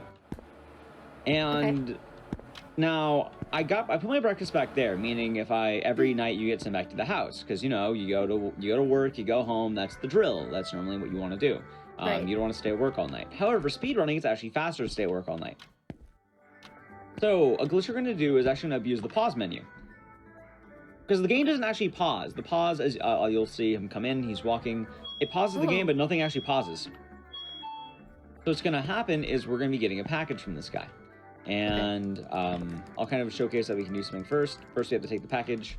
This is mailed to us. You can see, oh, take it home? No, yes. But if we take it home, we end the night. So what I'm going to do is I can hit escape and click at the same time. And then that will take it home, prompt up the menu, while also having my pause menu up. Oh, yeah, okay. So I'm going to do it again, just to show we can do it again. Up, game. There we go. I can pick yes or no while I'm here too. So what I'm going to be doing is I'm going to be clicking yes, and then that's going to put me to the next night.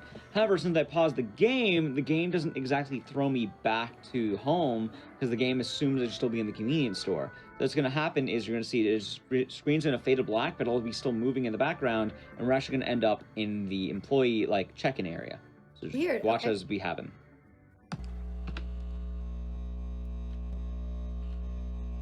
Whoa. Yep.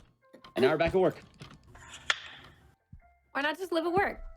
Exactly. You can immediately clock in. Our manager left for the day too, and now we begin our next daily chores. Also, the game didn't expect me back here, so it gives me this prompt twice. Oh, weird. Before you can actually leave, yeah. And now we do our next bit of daily chores. And I love this game because it's like, oh, you have really fun glitches that skip whole things, and then also like, oh, it's time to poison the rats. Sorry, it's not poison the rats. It's clearly rat obtaining juice. We're just putting them inside the can to free them in a nice rat home. Also, these rats trashed the dumpster and just threw it about. I don't know how they lifted a dumpster, but they found a way. But yeah, this is like one of the daily tasks that you need to do. And if you don't do these, what happens is, or what doesn't happen is that the next encounters just don't ever happen. It's very mandatory that happens. Also, they didn't touch our lunch at least. See, the rats are polite. Nice. They didn't touch our breakfast, our brekkie. Maybe they're afraid of you because you glitched and kept it staying in the store. Maybe. Yeah. Also, see a Lyle's out 7-Eleven. Also, here's an old woman. She's going to be using our restroom and nothing else. Perfect. She also is apparently a magician because if you just stand in front of her, she has an endless march. So she phases right through you. Yep. She also like faces the door if it closes. Let's see if it happens. It might. Oh. Here she goes. It's just the endless march of trying to go to the bathroom. And So her is whole this goal is just to go in there. It's like one of the planned events that happens. And then while we're waiting on her, we're going to be getting our next event. Okay. There's going to be a guy here who has the best parking you'll ever see in a video game. Perfect. I know, it's like refreshing my memory on this game right now. Oh yeah, like, this game is really fun. I think worth it for anyone to play. Wait, do I not have my flashlight anymore? Uh-oh. We don't need it technically, but I wanted to use it because later in the game there's going to be an area that's kind of dark. So I'm just going to max brightness when we get there. Okay. Then hopefully that'll help us see, because there's going to be a really, like, no light area that's really dark. Oh, no. Yeah, so hopefully it won't be a big deal. Yeah, right now we're just kind of waiting on, oh, he's going. She's almost there. He moves really slow. But once she's in the bathroom, we'll be good to go. Okay. Are they waiting on a car or for her to be done? Almost. Yay, she made it. So now the next spawn should happen with the car. Let's see where he is. There he is. Oh, here we go. And I'm glad that nobody's here right now. See, it's pretty empty. Everything's good.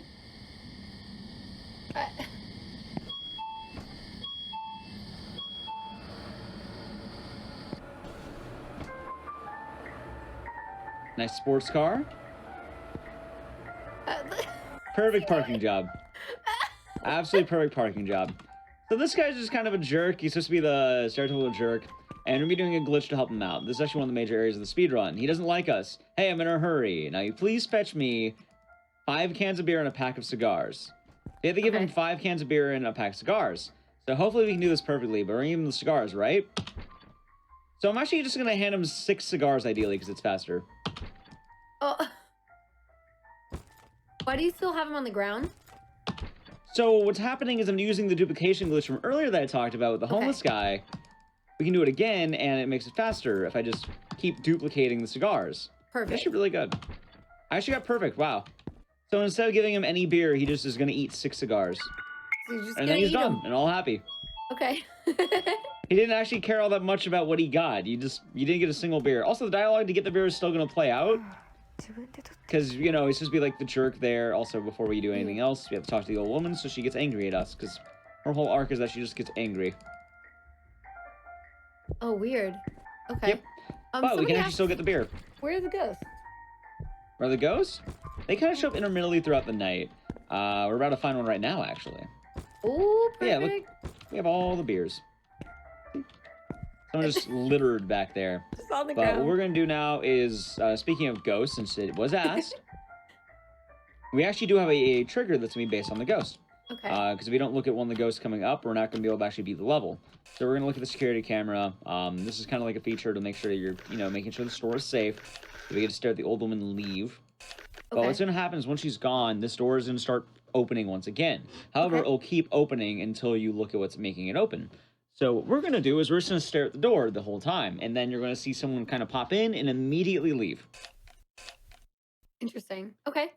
So a lot of like what's helpful in this game is we're clipping over stuff and then you're doing duplications so far. Exactly. Okay. The duplication's a really fun trick and you can joke around with it, but then, when you have to give the guy 6 things, instead of leaving the register, you can just give him 6 cigars. Yeah, it's super useful. Also, there she is, and now she just leaves. What? Since we know where the ghost spawn is, you don't have to worry, and then we just immediately get it. And now we can go to the end of the level. The end of the level is going to be based on one more package. So we're going to be waiting for one more guy to pull on up. There he is. Okay. And then we're going to give him a package on the back. We don't have to worry this time, but the way we're going to do the end of the night skip is going to be a little bit different. Because, again, we want to go back to work. We don't want to have to leave the job. Right. We want to go back to work. So we're going to be doing that glitch once again. But we have to do it slightly different this time. Also, look, our trash is still here. Yeah, there's the delivery man. And the way this one's going to work is we're going to watch him leave because we have the time. But once he does leave, we're going to be waiting by that, vending machine right there. Okay. Because this one is, hey, there's a package back here, but it doesn't spawn in until you talk to him. I see. Okay. So here's the package. We don't have to worry about this package or anything, because this is just him taking out the package. You can see him leave with the package. And also, like, this guy's the greatest driver I've ever seen. If you ever wonder, how do you get your truck license? How do you get the license to drive a truck? This is how you have to be able to do exactly this. First you phase into your truck, and then... Just turn on a dime, a literal dime. So now that he's gone, what we're going to do is we're going to wait right between the vending machine and the magazines, like right about here, and I am going to pause the game. Once again, this is using the same trick. Once the screen fades to black, what we're going to be able to do is we will be able to go back to the convenience store. Interesting. Yeah, and this will work for every single night in the game, so you never have to go back home until the very end of the game. And then while it's also happening, I'm making my way back to the register because I can kind of see in the dark. And then we clock in. Also, jump scare. Oh no, how horrifying. Oh, whoa. Oh, boo. Okay, fine. I'll stop. Yep, it's just your manager. What a nice guy. Wow. So for this one, we have to go into the stock room, and we're going to be stocking this stuff. I hope nothing spooky happens in the stock room. I'm sure it'll be totally normal. Absolutely. Nothing bad ever happens in a late-night convenience store job. Oh no, the door locked. Oh, I remember this, yeah. Yep. All I have to really do is just kind of wait for it. I'll let us out eventually, but we're actually getting all the stuff ready just to stock. Once again, we're going to be waiting for another trigger at the end of this. We're going to be hopefully able to do that. And it is really just stocking the food in time. And then we get to go to probably the hardest glitch in this game, I feel like. Okay. Also, the door's open. We can stock the food. But I'll kind of explain the gist of what we've been building up to. Also, I don't actually know what he has on his shirt for the manager. I don't really look at the manager all that much. Yeah, for this, though, we're waiting for, like, the AC to be repaired. And the AC repair guy is going to be coming in at some point. The same general gist. Put things away, and just make sure you do that before he ends up arriving so you can just get that thing going. This game has a series of autoscrollers as well. Like I mentioned, we just finished that one, and then he's here. Meaning I can just talk to him once that happens. And for a while, we actually don't have much to do, but we will have 2 skips coming up. Okay. After we finish with him. But for now, we just kind of get to see him trot to the back. Yeah. Also, I thought he was a doctor at first, but I guess he's just like an AC repairman. Yeah, it's interesting. I mean, just the way he's wearing the mask. I guess they're trying to make his clothes will get painted on. Maybe he's just general contracting kind of work. Yeah. Also, you're not going to be able to unsee this, but Kung Fu in chat, look at his hands. He walks with his pinkies out for some reason. Oh, whoa. You know I what? don't know why.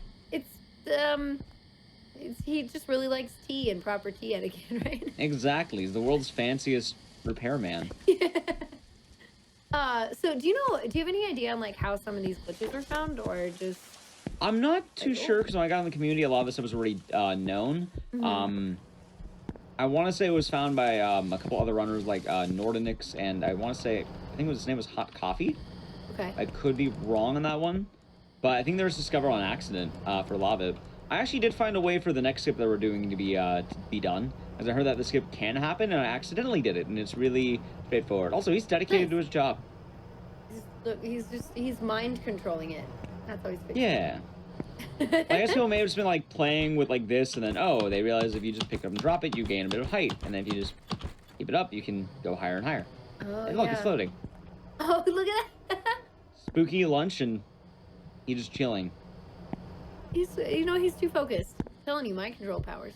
So the whole thing we're waiting for is he's going to drop his wrench, because I really don't know why he would leave his wrench out here if he finished the job, because we just want a key. He didn't open it or anything, so. Right. Now we have the key, and I'm just going to put it right there. And now he can go back inside. So the next glitch we're doing is going to be skipping another auto-scroller. Like, third night's going to be one of the spookiest nights. Also, the beers are still there. But as you can see, we got locked in the storeroom, right?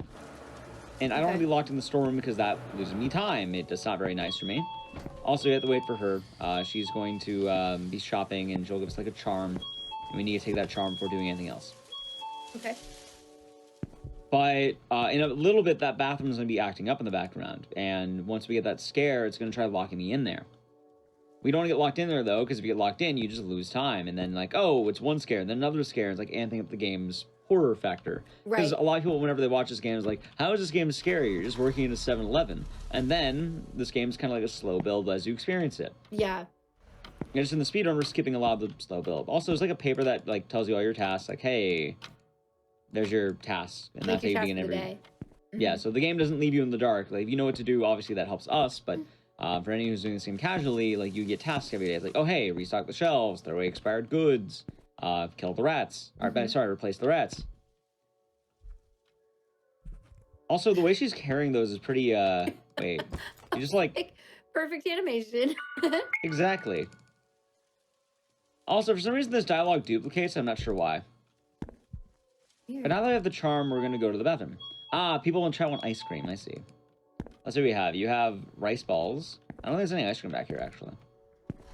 There's matcha. Oh, here you go. Matcha. Milk. Just milk. You can make ice cream with that. Wait, do they put the beer here and over there? You know, I Why do they think have it's two? all refrigerated. Maybe. Interesting. Yeah, right now I want this toilet to start opening and closing. So to activate the trigger, I'm just sort of walking around this area, looking back, trying to cause it to happen. Also, yeah, I run 100 different games. It's a lot of games. All of them horror. So the way this is going to work is I'm going to enter the room and just immediately walk out, which sounds simple, but very often people don't realize that there is a spot that the door would close, so you can just walk through the door. Oh, nice. So you And just have to normally, find like, it, right? oh, you can hear things are happening. There's supposed to be a little bit spookier, and you'll kind of see that something's amiss. And then jump scare warning, you have to look through the camera, and then you're going to see something unpleasant. Okay. But yeah, for that. Oh. Yeah. And then we also use this to look in the back, because now that you can see it's open, It's open. you can now get back there. Perfect. And that's the reason we want to do that. Also, it's locked. But don't worry, they're gone. Oh no, it's so messy. Well, we can take these charms. They'll be helpful for us. And we're going to be using these to exercise the door in the back. Because there's going to be a spooky door. And also, all the beer is still littered in the store. But this is where the next major glitch comes in. And this is going to be the one that's kind of going to be taking a bit of explaining. Because I'm probably going to take my time on it. I don't want, like, there's two ways you can do it, fast and slow. And this is also why I wanted the flashlight, so it's actually amp up brightness. It doesn't really help all that much, but it helps a little bit. Interesting. Just because this part of the game, normally you would have the flashlight, and this is where, like, oh, the flashlight came in handy. But I didn't know the game would take it away from me. Yeah, that was really weird that it decided to not. Yeah. This is where it all builds up. There's something spooky back here. But this, we need our lunch again, because, you know, you always have to be prepared. So, look, the number 4. And, look, it's our dead manager. Someone killed him. Oh, okay. So we, like, can barely see it. Yeah. So you can barely see it, but you can see there's a TV here and a counter. What we're going to be doing is, once again, we're doing the bento box skip. So I'm going to get some hype. And now we're on the counter. Okay. What I want to do is I want to look roughly in the center here, kind of near the dead manager. Also, he, like, looks at you. Oh, weird. And it gets spooky. Just so we can have more time to explain the glitch, though, what I'm going to do is I'm just going to do the secondary glitch, because this actually throws us back to the house. So I don't want to go back to the house, because that would take too long. Right. Instead, we're going to be doing a glitch to break out of this little shed. So just for safety reasons, I'm going to pause the game. Normally what you would want to do is you do both glitches while this is happening, and then you make your way right to the counter, and then you do this trick. Okay. Yeah, you're just pranking us again. That's right. He's a kidder. You know, all covered in blood. Just as a prank. But as you can see, now we're Just a back. prank hand. We're still in the shed. And once again, just kind of re-show. The manager's gone. Oh no, they took his body. The 4 is still here. And now we're kind of stuck in this room. You can't leave it. Okay. So, once again, we do the bento box. We're up here. We want to take our box. And now I'm holding back left, and I'm using this to push myself out of here. Okay. We're not exactly trying to go through the ceiling. We're trying to go through this corner, so to speak. This is also why I wanted the estimate to be a bit higher for myself. Oh, what? Oh, never mind. Oh, we're out. Perfect. Yep, that was first try. Well, you know, in practice, that took me like 10 minutes, but yeah, where you immediately just kind of push yourself out using the bento box. You're able to go through the wall, as you can see here. With the height, it just shoves us out. I wasn't expecting to get that first try. I was kind of a... Yeah. Huh. So you're doing the like back left and you're like activating the, like placing the bento box at the same time? Right. Okay. It's just so I'm doing the bento glitch with, Okay. you know, picking up, dropping it, and then I'm also holding down back left to try to shove me through the wall. And in doing so, we are now out of here. Now, the question is what happens inside the end of the game? If there's any questions about anything, let me know. No, I was actually expecting that to take, like, minutes. Yeah, seriously. Like, that's genuinely a lot harder than it looks. Anyone who was watching me practice this was like, I think I went, like, one runs, like, 35 minutes because I just, if you don't get the right angle, it's a pain. But look, just a pretty ordinary convenience store. I'm sure everything's fine. But then once you go back behind the counter, you just go into the haunted convenience store. Oh, because it hadn't loaded yet. Yep. The game would only load it in from the other end, and now to get out of here, it's a puzzle with TVs. You're supposed to look at the cameras in order to know which TVs to turn on, but luckily for us, it's always the same answer.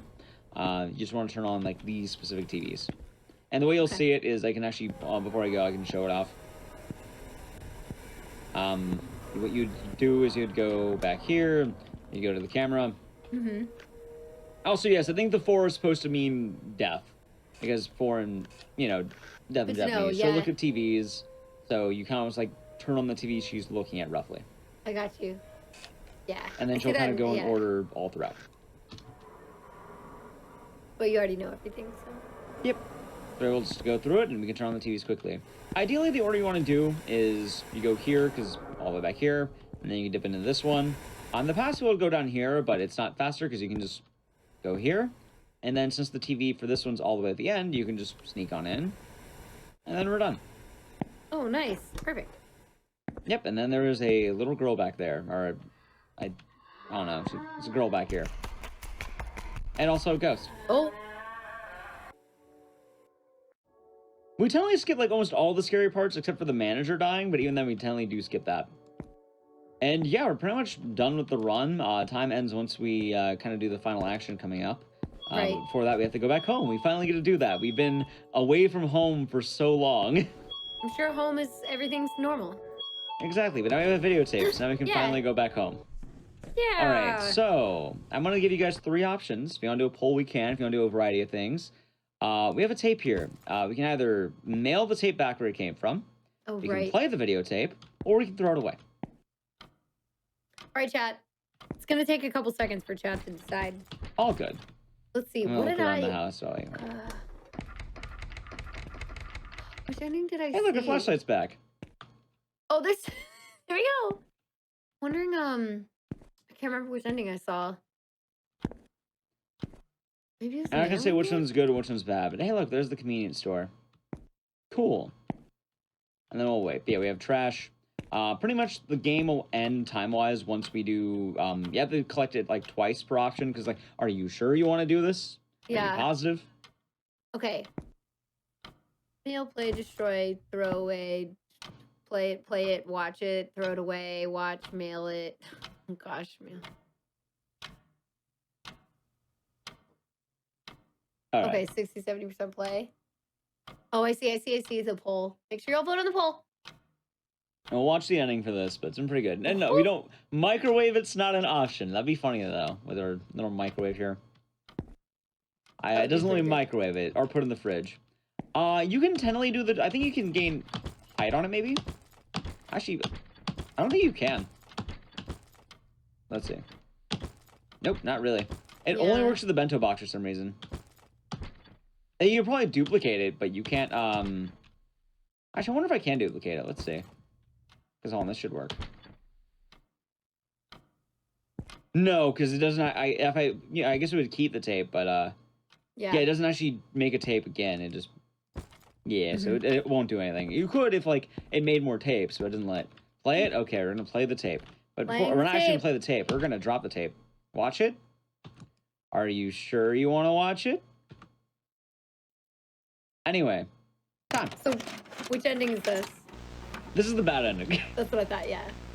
What's the good ending? Mailing it away. Okay, and what happens when you throw Throwing it it away? away gives you the same ending, but this is one of the cooler endings. Is wait a minute, someone's been watching us sleep at night. Yeah, so creepy. And that's also, I think, why you're able to go on the balcony, because they needed to have that camera angle. Yeah. So they just like, made it, they programmed it in. Yep. But now we're in bed and we can't move. I hope nothing spooky happens. Uh-oh. I mean, it's a horror game. What could go wrong, right? What could go wrong? We're just sleeping. Yeah, we're just sleeping. Every night has ominous music, and I can't move. What I will say I've liked about these games so far is that those who are interested in speedrunning, they're like, you know, I want something more simple to like get the hang of, you know, some movement, or like get the hang of correct timing with stuff. Like these would be great games to pick up. Yeah. It's a fun game. It's really neat. It's really nice ebb and flow. And now, Ghost. Oops. Okay, bye. And all of you who selected to play the tape, you would have died in the game. You would have played the bad ending. And then we get all the credits. A game by Chillizard. But yeah, that's been the convenience store. Pretty cool. It's a pretty fun game. Yeah. And actually was right about the estimates. I'm actually really happy that we got roughly about yeah, that. I agree. I thought it was gonna be shorter. So. Yeah, and it was cool to see like more explained. The setup like totally makes. I mean, it was really straightforward in a way. But it was nice to see like the different things utilized throughout this, like whether we're using the bento box or like. And it's cool that it actually was useful more than once, and then duplicating and. Exactly. Yeah. All right. Yeah, that was a convenience store. Any questions either way? I know, right? I think chat was they loved the end. It was so simple but actually scary. If you send it what yes, actually, it's a good ending. Yeah, what happens with the good ending? The good ending is you mail the tape back, and then you learn that the manager, I guess, fell victim to the same thing, which is why he died. Oh, gotcha. So he's part of the reason why the convenience store is haunted, and then you just kind of go back to... I think you go back to living life and that nobody remembers that the convenience store existed. Oh, weird. Also, yeah, I mean, they credit everything, because this game's like Patreon based, like people do a lot of the assets, and like for games like this, like there's a lot of help that goes into it. It's like a really cheap game. It's indie made, so it's a really neat game. It's like $2, or $2 to $3. Yeah, for sure. There you go, $2 to $3 if you all want something that's relatively short, relatively easy to pick up and learn. Like it's straightforward. There is one more thing I should have mentioned that I forgot to mention though. We do plan on version 1, as you can see in the bottom right here, because version 1 has the final night skip that we did. The one where you're able to end up going from the manager's little dead area in that little shed, and you can escape the shed. That only works in that version for some reason. Every other glitch works in the other versions, but that glitch is exclusive to 1.0. And the current patch, I think, is like 1.03. Gotcha. Yes, you're unemployed. Chat, they're like, oh, so you're unemployed then? Well, yeah, you kept sleeping on the job. You fell asleep at work. You can't live at your job. It doesn't work that way. That's fair. That's fair. They'll get a better job where, you know, it's not haunted. Okay. Yeah. It's funny. All right, awesome. Okay. This is cool. I mean, it's really cool just seeing a variety. I'm excited about the variety of games tonight. And then plus we have Bioshock coming in next. And then I'll include a fun fact about my experience with that before we get into seeing somebody who's actually really good at playing the game. Sounds good. So, yes. So I just want to mention before we just need to take another break so that Ek can get all set up with the game.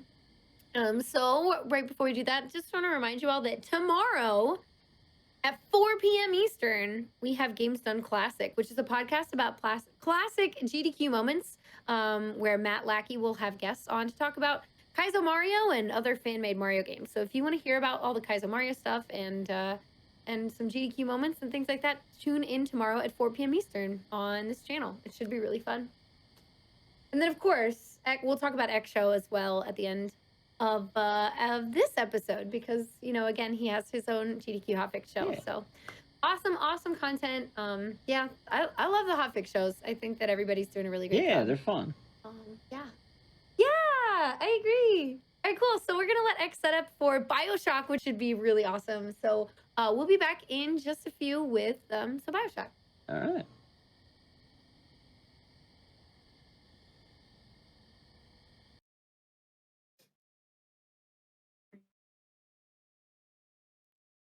Hello, we're back once again. Okay, we are on our final game for the evening. Again, joined by the awesome Ekdisis. Hi, Ek. Hello. Hello. All right, so Ek has been doing an awesome job showing off. We had both Remothered, Broken Porcelain, and then we also just saw the convenience store.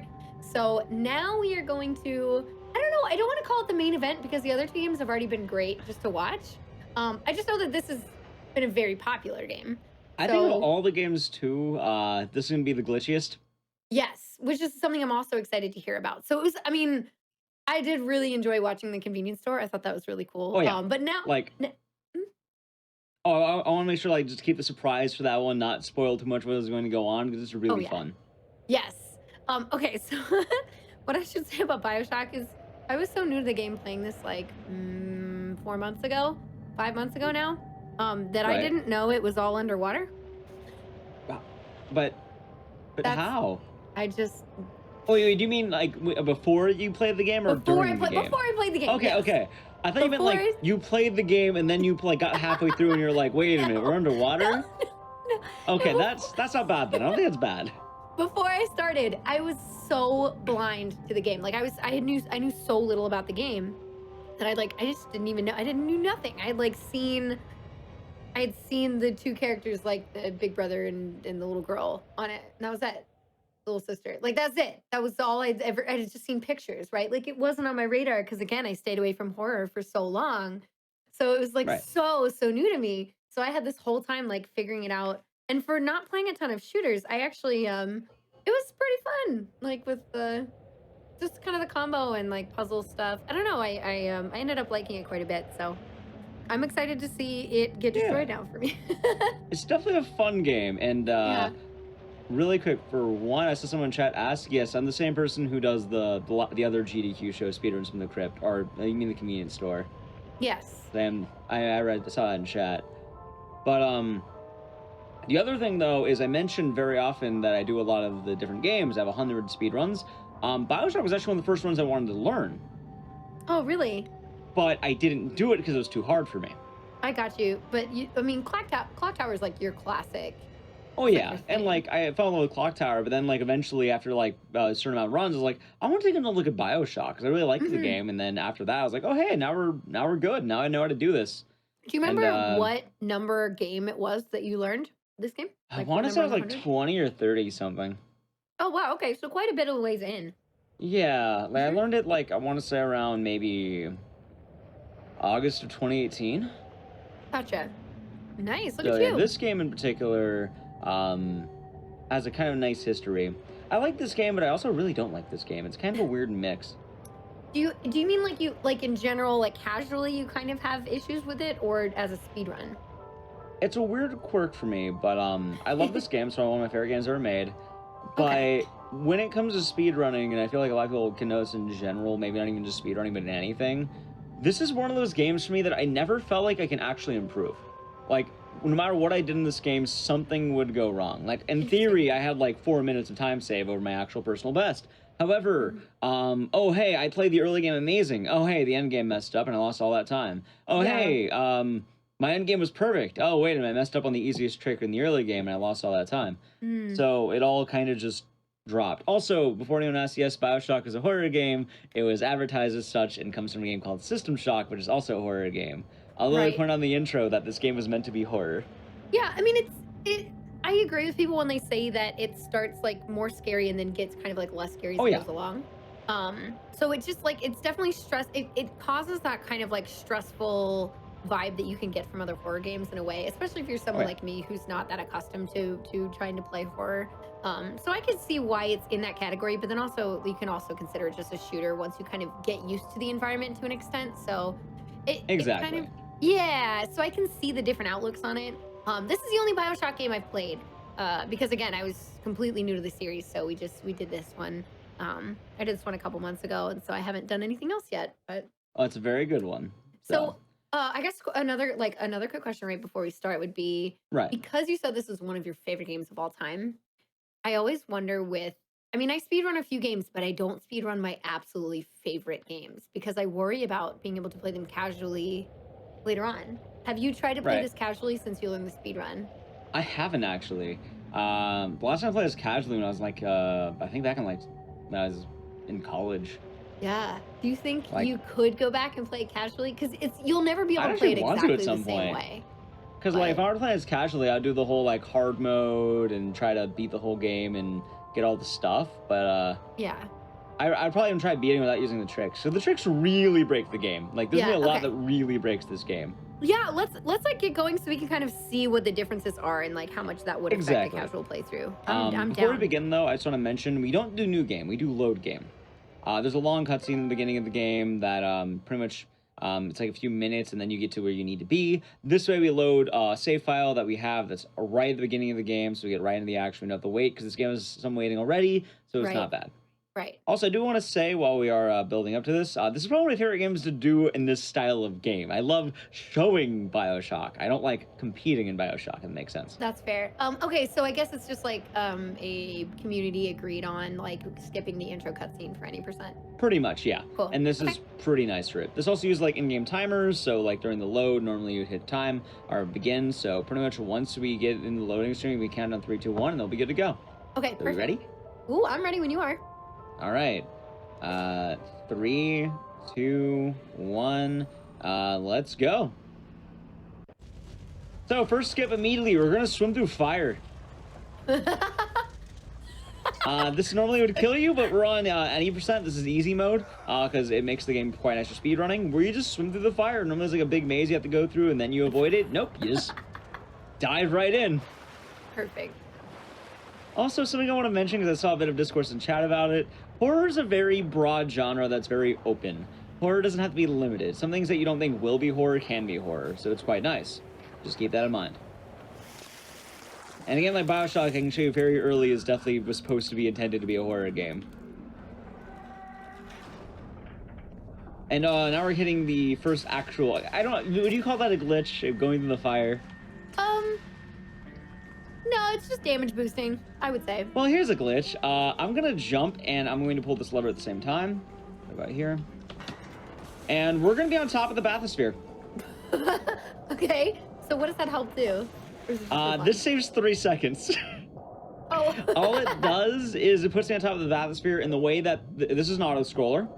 So what's going to happen is at some point the bathysphere here is going to go on in an elevator, and the elevator has the load trigger at a certain point at the top. So we're at the top of the bathysphere. We're just physically going to hit it earlier and earlier. But the way the game's going to glitch out is, one, we're not going to see anything down there, and two, you can like look around and we're going to see things we shouldn't be able to see. Oh, like what? Wait, I'm so curious. Well, you can all right now you see a lot of like just random like nothingness that they didn't put out here because it just kind of you're watching the movie at this point. Right. But we're gonna look around and like we'll look behind us, but these fish just stop moving. They only get paid when they're on screen. Okay. They're not meant to move. They're just sort of chilling. They just hang out. Yep.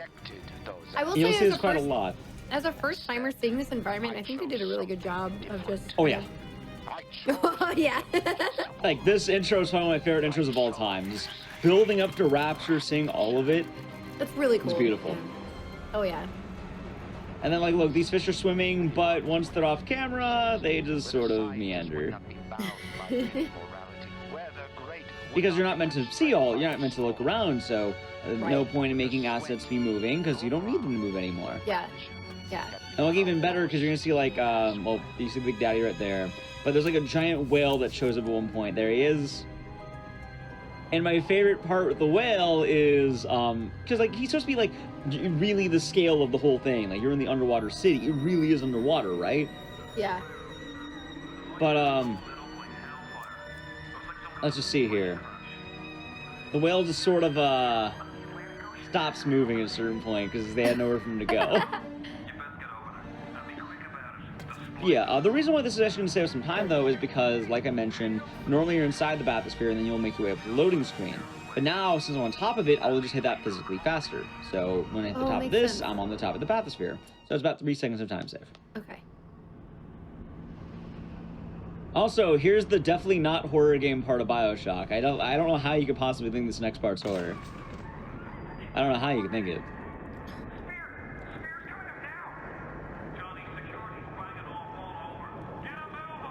Also, we're now back inside the bathysphere. He found time to get back inside. Look, you can breathe underwater, and now it's fine. Exactly. See, definitely not scary at all. It's not a Saturday morning cartoon. Yeah. See? It's not scary. It's comforting. She's just giving him a hug. Right. I would say, like, I definitely agree that when you have a good amount of ammo and protection like you get in this game, like, it definitely takes away a lot of that kind of, like, horror stress element. But like, this environment starting like this, especially before you get that, yeah, it's definitely... And then, like, she's trying to claw her way in here. I just want to mention, though, that one thing with that, and it's just many horror games have that issue, where the more you play, the more you're going to eventually get powerful. Like Resident Evil games, you're always getting, like, rocket launcher right at the end. You're getting really beefed up. So the end game is very often easier than the early game. Also, my name is Ekdisis. That's how I pronounce it. You can call me Ek if you want. It's easier to say Ek. So Ekdisis is fine. It's a hard name to pronounce. Alright, so now once we get out of the bathysphere, the game can officially begin. We don't have a weapon, by the way. Right. Atlas is going to be our friend here, by the way. It's going to be kind of like our little guide. Many of you know Atlas. It's a good time. Yep, he's definitely a friend. So far we've watched a few cutscenes, and watching cutscenes takes time, right? Like, Kung Fu, you played this game recently, like in the past year.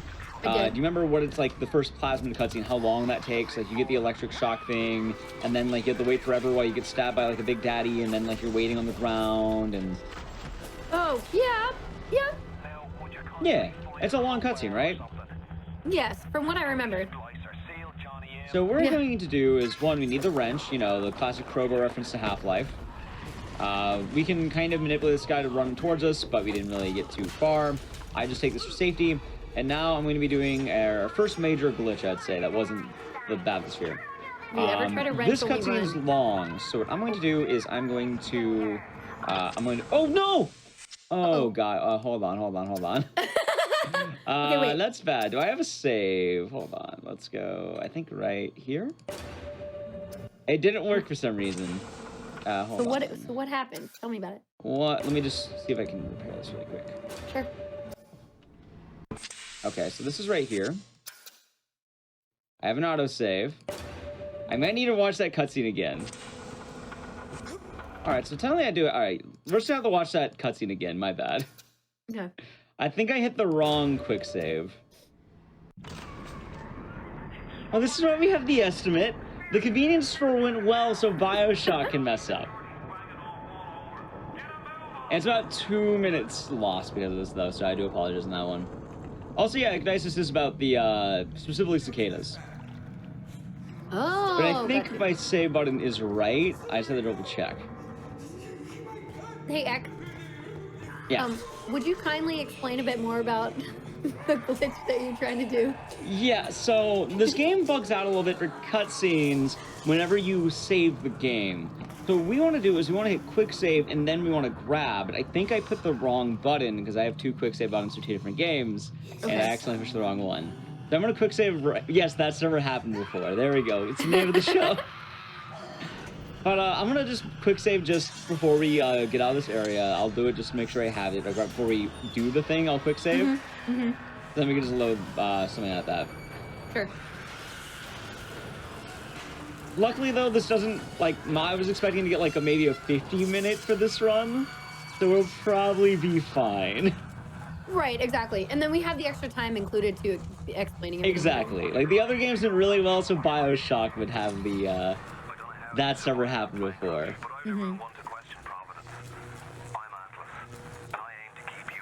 Okay, so once we do the crowbar, or the wrench thing again, and we fight the guy, go back up there. I do like cicadas. I think they're cool. I'm going to quick save, just to make sure my button's fine. Actually, I'll probably make a regular save and then I'll quick save so I don't have to watch that again. Okay. Just in case. Because this can this is actually one of the hardest glitches in the game to learn. Once you understand it, it's really easy. But like for me, learning this was part of the reason why I couldn't understand the game. Also, another thing to mention is that we actually play the original version of the game. We don't play the remastered. Okay. That's good to know. Yeah. And I'll kind of explain more on that later when we get to the point where that will be more relevant. But just kind of food for thought right now. If you're wondering why does it look a bit older, why does it look like the original? Also, there's the... There, he ran right towards us that time. Nice. See, that was all just to save time on that. Yeah, yeah. Okay, so... first things first. I'm saving the game just so I can have a save. Okay. Now, my quick save button is indeed that button. Okay, we're good. Perfect. Okay. So what I want to do is I want to save, and then I'm quick saving. And now you'll see I have the game paused. I'm going to make a save right now. What I did is I essentially prompted the action to happen. So right when I load the save, it's going to happen, right? Okay. But I don't want to watch that because it's a long cutscene. So I'm going to start jumping away immediately. And now I have the electricity power, but we're stuck in cutscene mode. Cool, okay. So we're going to be able to run away. And as you can see, I'm bunny hopping because the game's going to try to pull me back to that cutscene. It's like, hey, you didn't watch the cutscene. You need to watch the cutscene. Yeah. We don't want to. So you're going to hear a lot of me just kind of jumping through. There's two ways of doing this. One, you can be using spacebar. I like spacebar just because I'm comfortable with it. When you get to like the top levels, a lot of people use scroll wheel just because you can infinitely scroll and you'll always be jumping. Oh, that makes sense. Yeah, but you can see like it's constantly gonna try moving me back. It's literally and I pulling kind of you back, balance the movement. Yeah.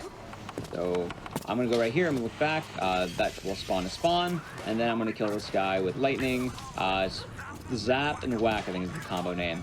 We have to kill both the splicers in this room. Proceed. So we're gonna do it again for this guy.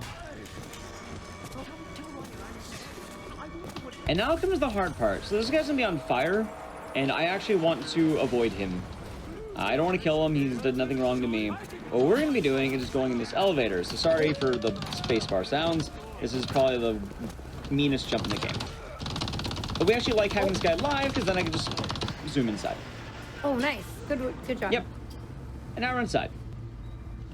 So this is only going to be continuing until this level is done. Once we're in the next level, this will stop. I'm just saying that right now. This whole game won't be like this.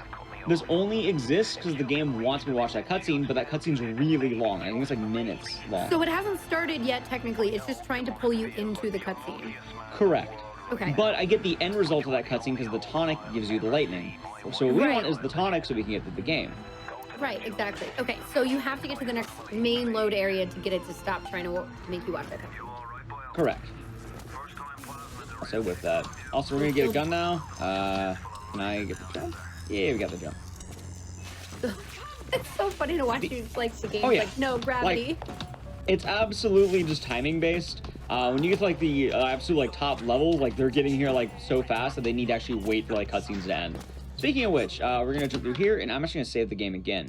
For those of you who played Bioshock, you may know at this portion of the game, you kind of get the tutorial to Little Sisters, how that mechanic tends to work a little bit. Not the whole thing, but like they introduce the character. So they want you to put your weapons down, but I don't want to do that because that loses me time. So I don't have to watch this cutscene now, because by breaking the game and by saving and loading, I'm going to be able to have my weapon out earlier when I'm supposed to. Oh, wow, okay. And you guys see saving and loading will break this in various ways. And now I can just leave. And then you just head out. You don't have to watch it. Yep. The only thing stopping me from leaving was that little fence, that little gate. Okay. And now we're going to be entering a fight section. And this is going to be kind of awkward because I have to fight while I'm actually bunny hopping. The hypo is going to be very, the powers, the plasmids, going to be quite nice. Also, there's a jump. But for right now, this is going to be the hardest shot in the game. I think, at least. I'm going to have to hit a revolver shot on this person while jumping. Oh, God. Did I whiff it? Well, they didn't move, so we're okay. And now we actually want to zap. All right, that actually worked well. Perfect. And now we can wait right here, because instead of getting pulled, the wall is going to keep me in place. And I have to kill that person because I need to kill, like, I think a total of, like, 6 people. Okay. So I kill everyone, and there's 2 ways of doing this. You can either shoot them while they're coming, or you can zap them. And then you'll kind of like, hey, you need to run away. So right now we're going to be able to go through here. We're going through medical. And here's another fun glitch. lightning's actually going to allow us to do things we shouldn't be able to do. So normally, if you walk through this area, what's going to happen is you'll get a cutscene where this locks and you get Andrew Ryan. I'm going to zap the door. I'm out. Wait, what? Yep, you can just zap the door and it counts as activation. And now we're in medical. Does that happen, like, just casually you can just do that? I think so, but, like, you'd have to know it. Also, so Pyro Freeze. The reason why that happens is because the game's trying to draw me back to a cutscene. I don't want to watch that cutscene. So I have to fight against it. We don't do it anymore. Also, all right, really quick. I'm pausing the game because I have to explain something weird. This puzzle coming up. I'm losing time by explaining this, but it's funny because we're saving like a few seconds. Whenever you boot up the game for the first time, the answer will always be the same. Only the and first it's the time. fastest answer. Yep. So whenever you finish a run on this, you got to reboot the whole game. But the answer ends up being, watch, here, done. Oh wow. It's a short answer, it's a fast answer, and it's always the same. So it's quite nice. Are like my best friend. Yeah. So like, the more you play the game, like obviously, like I think they'll repeat. So if you do the second attempt, you'll get the second one. But for a lot of this, it'll kind of end up being just that sort of thing. Also, medical's a really fun level, and we're gonna be breaking the game a lot more right now. Like I think this is like where the game really starts amping things up. First things first, though, there's going to be a ghost spawning in. I have to wait for that ghost to be done. So we're going to kill these people for loot. They can drop bullets. They can drop a lot of things. Also, you can see we're kind of tearing them to pieces. This is also why I play on any % easy. The gunplay is a lot better on this one. And thank you, Turtlebox. I'm not even enjoying it. And go for it. So whenever you kill somebody in this game, do they always have the same drops? No, actually, they're randomized. Okay, I didn't. Okay, wasn't sure. Yeah, so you can only get really lucky depending on some of the drops. And you also don't want to kill everybody. However, one of the cool things about Bioshock is obviously the plasmids. Electrobolt, like you probably have your stock of plasmids when you play the game. The ones that we're going to be using are going to be Incinerate and Telekinesis. Oh, cool. Okay, that was like you're obviously. So we're actually getting rid of Electroshock. We don't need it in a little bit. Also, I didn't shoot you. Incinerate's gonna be very important. No, we're not doing the remastered because a glitch we're doing later is not gonna work on the remastered version. It only works on the original. And I'll kind of get into that a little bit more once we're on that glitch. Also, do not take the shotgun. You'll begin a fight that you don't want to do. Also, you may notice someone pick up this tape right here. Useless experiments. It could be any tape you want in the game, but we do need a tape. It's actually really important. All right, now we got Telekinesis. We have Incinerate and Telekinesis. If you didn't know this, this is the most busted weapon in the game, or most busted plasmid. If you have Telekinesis, you need nothing else. Because you just murder everything one shot, essentially. I never really used it enough. Oh a lot of people don't really use it too much, because, like, it seems kind of underwhelming at first, but then, like, once you start really using it, it's like, wow, this is actually straight up busted. So I'm looking behind me to make sure that no one's going to follow me, because right now we're doing a massive skip that's going to skip... Oh, hold on. Oh, that's the boss. No. What? Wait, no, it's just a guy. So I have a couple guys spawning in. There we go, they're dead. I don't want them following me, because if they follow me, it can lead to some pretty bad results. Okay. So what are we... How are we doing the skip, then? So I'm going to be grabbing this box. I'm putting it right about here. This is going to be called the Fling. And flings in this game are going to allow me to get great height. I need to get over this wall. So we just kind of leap. Oh, I missed that. That's fine. But what I'm trying to avoid is by flinging off the box. You can fling off a lot of objects, by the way. By flinging off that box, I also have to wait for a thing here because I didn't grab the grenade in time somehow. I'm trying to avoid from activating that Vita chamber. I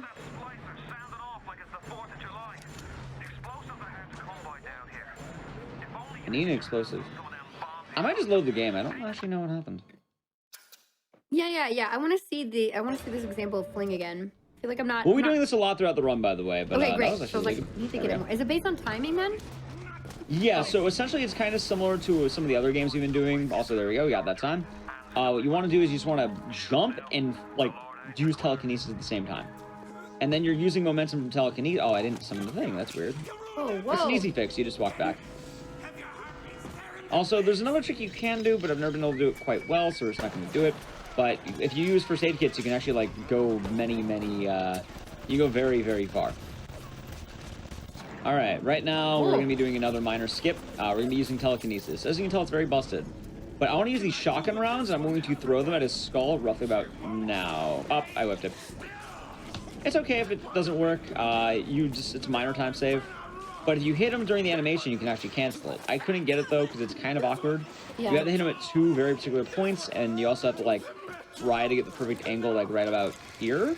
But it's not always gonna be the best. So right now though, we still have to do the fight. It's not too bad. I might actually just heal a little bit though, so we're safe.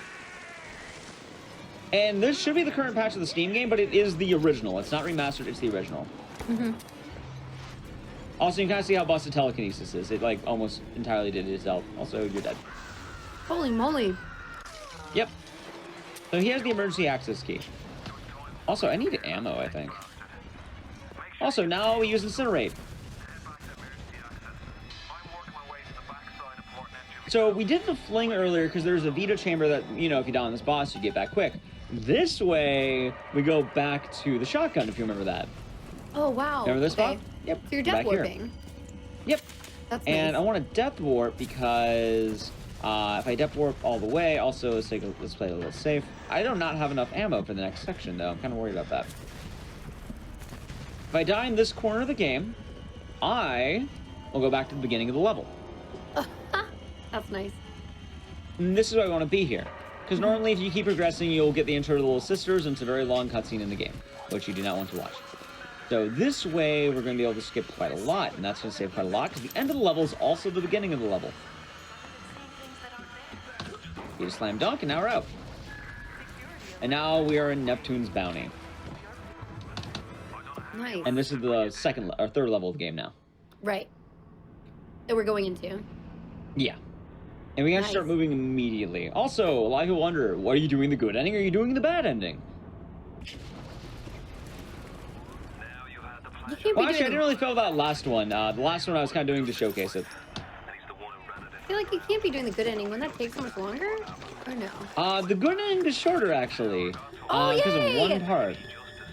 Yeah. happy. The bad ending is slightly longer.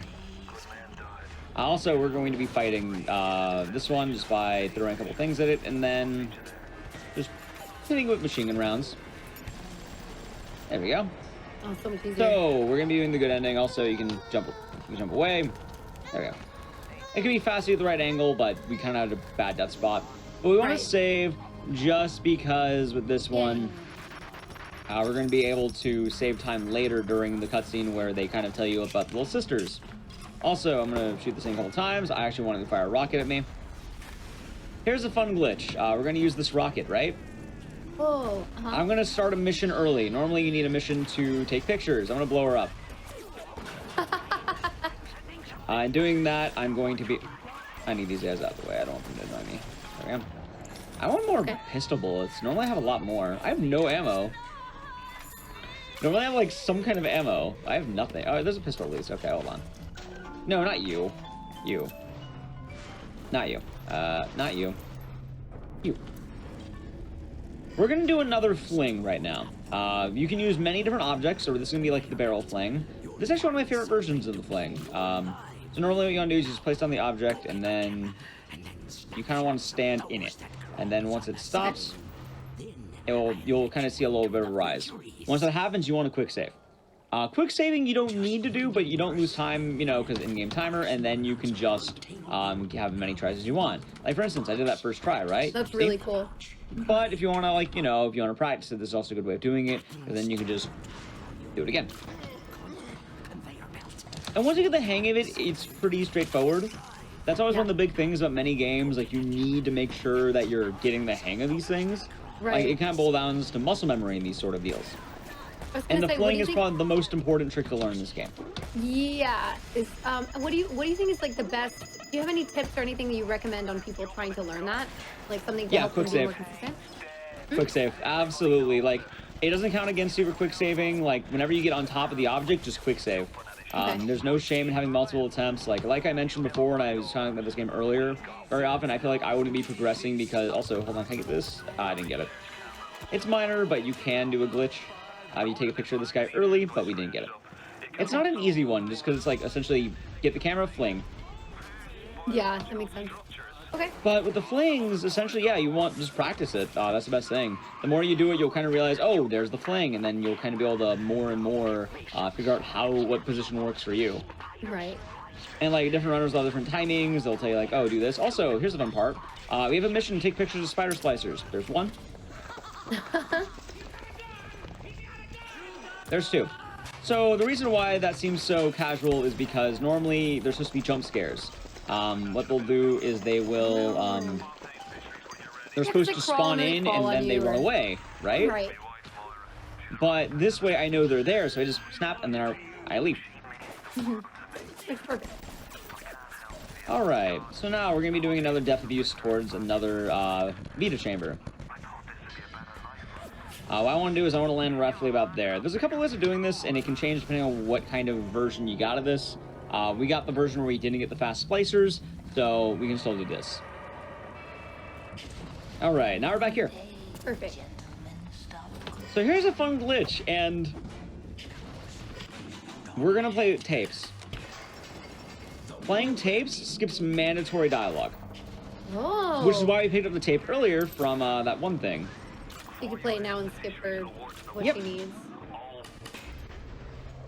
Also, here's another fun glitch. We can just drop that, and we have to get rid of all of our weapons. You know, except this. Oh my gosh, that's amazing.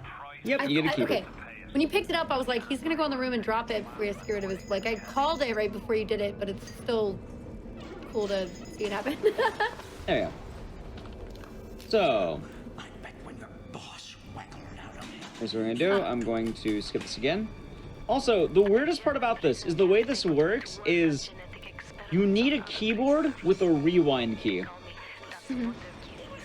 So, okay. By pushing rewind, you're able to go to that menu immediately, and that's the hotkey, and it can't be changed. Weird. Also, okay. remember the shotgun we grabbed? Yeah. They just give it to you because they assumed you got it now. We never actually grabbed it. Oh, I I'm didn't upgrading realize. Okay. grenade damage, by the way, on this one. We use an upgrade here. The game Okay. gave me the shotgun because it assumed, hey, you're here, you probably had it, right? Yeah, definitely. Sure, you got it. Yep. And now we're done with this section of the game. This is live, but chat is pre-recorded.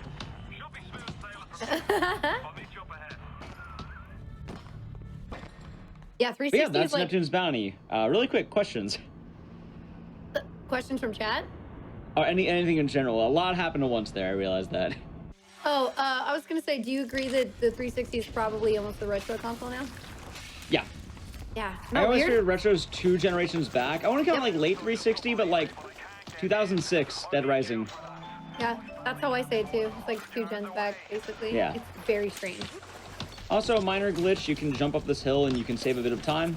You can see I got most of that, and then just near the end, kind of showing off that we can, it is slower. For some reason, slopes in this game do slow you down, so carrying momentum is nice. And now it's probably for one of the more fun glitches in this game, and if you're just quick, you can skip forced cutscenes. Oh my Watch. gosh. So you remember this? This is the room where you'll get locked in here, and then you'll watch, you know, Yes. a bunch of cutscenes. What we're going to do is we're going to go right about here. I'm going to save the game, and now I'm just going to be moving backwards and mashing the activation button. Now, hold on. This is where we have loads.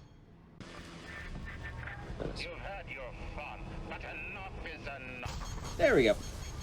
Oh, wow, now you're through the door. Haha. Yep. All right, now this is the most important part of the glitch. We have to do this one. We're going to take this barrel. Hey, look, the sub.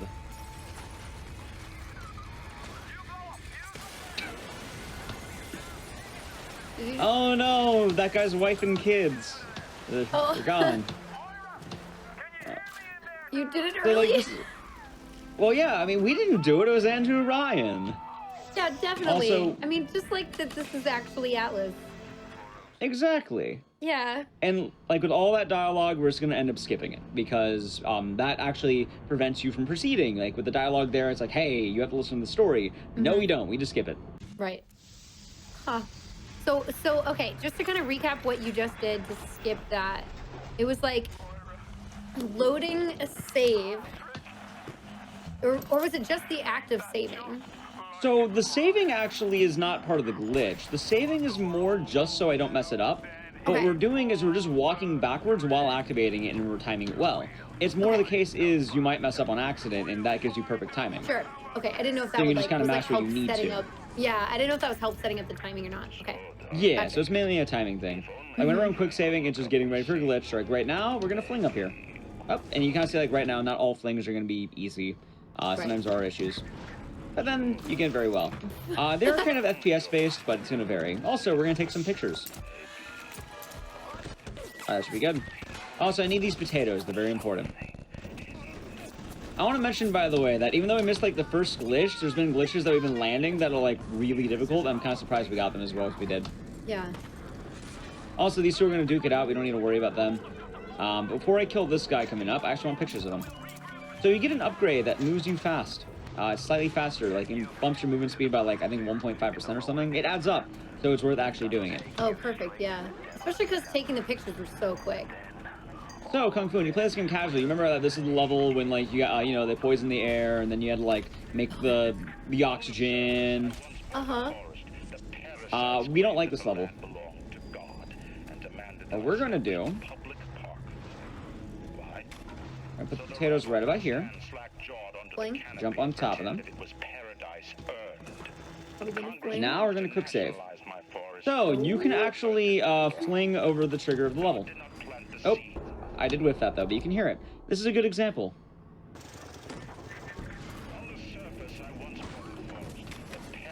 Oh. Alright, there we go. We're done. So it's just like Yep, in the and middle of then- that room is where the trigger is? Yep. You can still activate it too, and it happens right when you look at it. So if you look at the trigger, it'll happen. And this way, we just go to Fort Frolic. You don't have to worry. No, Sander Cohen, Fort Frolic, one of my favorite levels in any game ever made. One of my absolute favorites. I love this level. I was never poisoned. It's really cool. Like, you remember the guy you had to take all the pictures for is like the mad artist?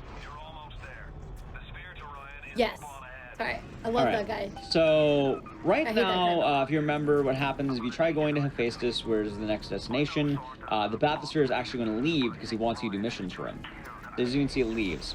However, I don't have time for that. What we're going to do is we're going to take our luggage, and you actually don't need to save here. This is pretty straightforward. You can just jump on this. And by jumping up here, you throw away our briefcase. I can now walk into the bathysphere area. Right? Okay, will it load in? So what's going to happen is I'm in the bathysphere and it's still active, but we just need to find the actual spot to go. So I can just like look right around the rabbit and then I mash a little bit, and then that seems to do the job. And then you can go to Hephaestus, and we're already halfway through the game. So you never talk to the artist? Nope. There are categories that are like no major glitches that make you do those levels, but you don't need to talk to them. You can just boop. I will say that was the point where I gotten used to like the what was supposed to be scary in the game. That kind of brought it back a little bit. Like they did that section really well casually. It's a really good section, but we do skip Creepy. it. Yeah. And it is upsetting. This level is now a normal level. We're playing it through for the most part. There's gonna be some glitches we do here, and it'll be pretty fun. But what's gonna happen is we're going to be kind of being tested on everything. Your gunplay, your glitches, your know-how of the game. There's a lot that's gonna kind of factor in right now. Mm-hmm. Also, we have the coolest jump in the game coming up. It saves virtually no time, but it's fun. Okay, whereas the one we just did was... There you go. Oh, nice. Oh my god, you just jump on what's already there. That's all it is. It's not a fling, you just jump well. Love it. Oh my gosh, All right. we're almost at Andrew's place. Yep. So really quick, I picked up both tapes because I played one and then the other. By doing that, I activate this immediately because the way to actually get the door breaking down is by listening to her tape. I pick up his tape because that's going to allow me to skip her tape immediately, because I can skip any tape in the game this way. Gotcha. Oh, that's right. Yeah. Also, time for a new glitch. Okay. This one's going to be really helpful, and actually, if you play this game casually, do it. It's so good. But it's called pump canceling. If you just toggle back and forth, you can actually just pump them full of lead very quickly. As well, I want a lot of these splicers dead. You kind of see a little bit of pump canceling there. So, wait, explain how you do that again? So you just go to your plasmid and like double click right click essentially. So you shoot the grenade launcher, double click, you're back. And then you can immediately fire again. Oh, Like for killing yeah. Big Daddy, it's going to look sort of like that. And then we can just take him down very quickly. Also, I'm going to need this guy's dead body right about here. Are you not getting the girl? No, so we don't need the girls, actually. They give Adam, but the whole reason why we need the other one was to get us on the good end, because we need good karma for the other one. This way, she can just kind of be there. Also, got a bit of bad luck. This guy can spawn differently, but it's gonna be okay. I'm just gonna keep firing grenades. And look, he's dead. And I'm gonna need your body, son. The Big Daddy bodies are actually very important right now, because they're gonna be part of the gathering quest. Right. Also, they're gonna allow me to do this. Also, something that I didn't acknowledge earlier that I want to mention now, during the fight with, I think it was like Peaches, the guy who made us take away all our weapons, he actually dropped an item for me. And that item is very important because that's an automatic hacking tool. Some of the codes in this game, you don't need to actually worry about hacking because the hacking puzzle does take some time, right? Right. So, for the one coming up, what I'm going to do instead is I'm just going to take this body, throw him away, and now we can hack. Hey, look, auto hack. We're done. Perfect. Oh, and you're taking all that damage? Yep, there's a very particular reason why I want to be in this room as well. This is going to be a big sequence. If I get things, I die. Because the perfect point around this whole area is right here, which is why I didn't want this guy's body in the way. Because he would get in the way. But yeah, right now we're making tools for a bomb, because this bomb is going to make like an EMP essentially, and that's going to allow me to bypass Andrew Ryan's locked door. I'm also taking damage a bit early because whenever you're playing on easy, there is like a point of like, hey, you're not going to be dead quite yet. You still have a chance. And I want to die right here. So I want that gone by the time I go here. So we're just constantly warping back to that Vita chamber, or the Vita chamber, however you pronounce it. Yeah.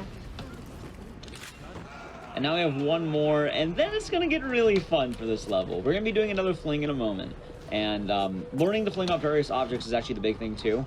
So, like, the best way to practice, like we talked about earlier, is just pick up a box, try it a bunch of times, pick up, like, the barrel, try that. You need to learn a lot of objects to fling off of, and everyone has their own properties. I don't know, you can jump down in the middle of that. Yep, and it is much faster. Wow. Right now as well, this is something I like to do, but I take damage right on here. Because that gets rid of my little death-proof area. All right, we have the bomb, and now we just die. Hey, this game's really cheap these days, most likely. Yeah. Oh, yeah. Okay, so now, the reason I want the Big Daddy gone, I am going to be using machine gun rounds here. And we're going to save the game just in case. But we can actually like use like a disc, and we can just jump right here. That's first try. Oh, wow. So I'm going to jump right here, and then we're going to jump into this big machine. Ready? Uh-huh. Whee! All right. There's the EMP usage. Oh, wow. We're right here. Kind of broke the game a lot. But what we're going to do is we're just going to activate it, and I'm going to die. Interesting. So you can get the good ending without saving all the little sisters?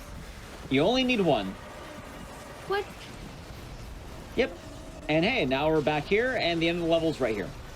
Also, you only need one, because the way Bioshock works is a karma system. This game doesn't work in like a, oh, you need X amount. It's, hey, you need to do X amount of good deeds. So if you do one good deed and don't do any bad deeds, you're considered a good person. And your karma will be good at that point. For sure.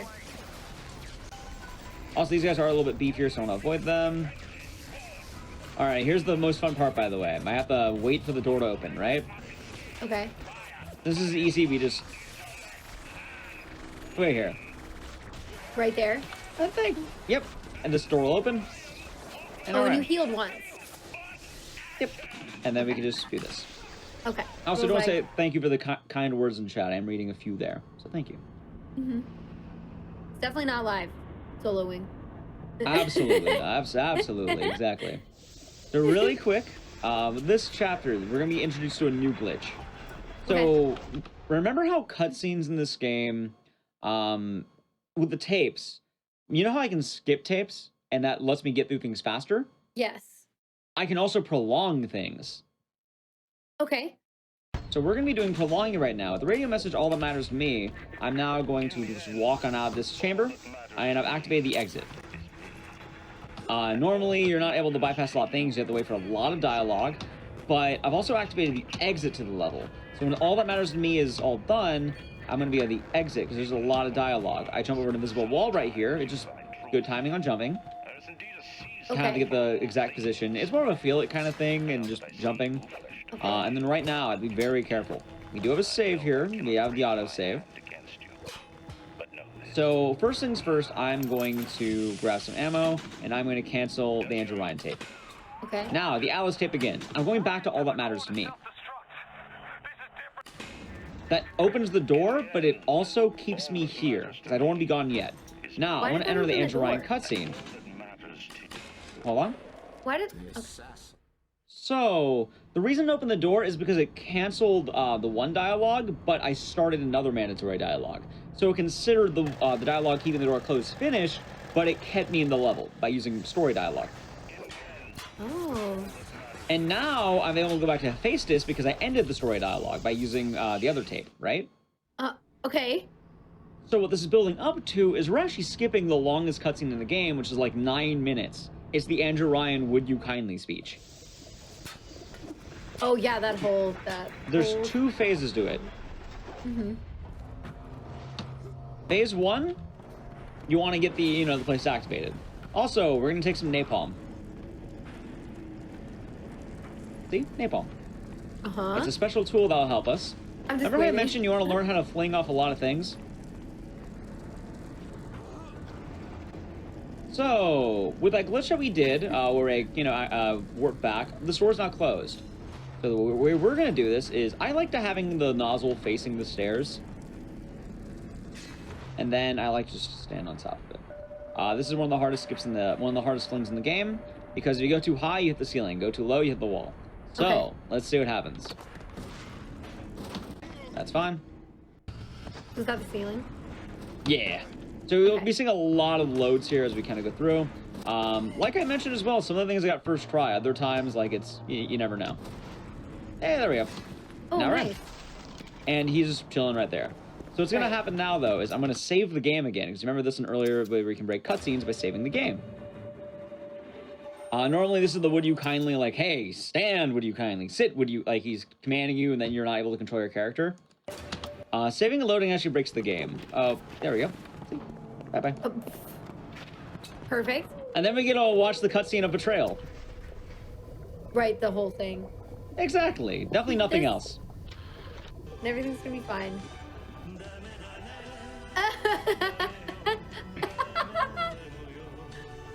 Perfectly normal Bioshock. What is happening? Wait, why? It's just docking the tie. Anyway, now we're getting betrayed by Fontaine. We're gonna skip this dialogue, and now we can go through. Also, just for fun, we're gonna wait here a little bit. You can see him still, like, skating and moving. Yeah, look at him walking over. Yep, we're gonna watch him a little bit here. Also, it's gonna get a weird glitch where I can keep the golf club, and it'll kind of go on my gun. Let's see if we get it. I think if I wait, we should be able to get it. So we're technically not killing Andrew Ryan. Nope, but we do get his golf club. And it can, like, attach to the guns. Thanks, Dad. Exactly, it's just a Yakuza game. It's nothing else.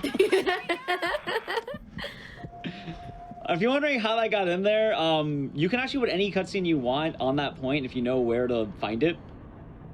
Like, it's a long-standing joke that happens in many GDQ showcases of Bioshock. Yes. Well, yeah, but you can't redo Skyrim again, though. You have to change it, though. You can't have steak for dinner every night. You gotta change it up.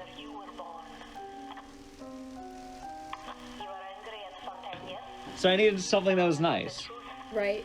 Okay, so now we have this whole thing. So this is actually why the little sisters are, this is why the good ending's faster.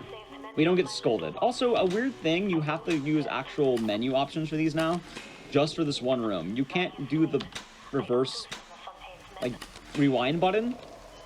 So you can see I'm, like, actually manually going to the menu each time. Yeah, interesting. And this is the only room this works on.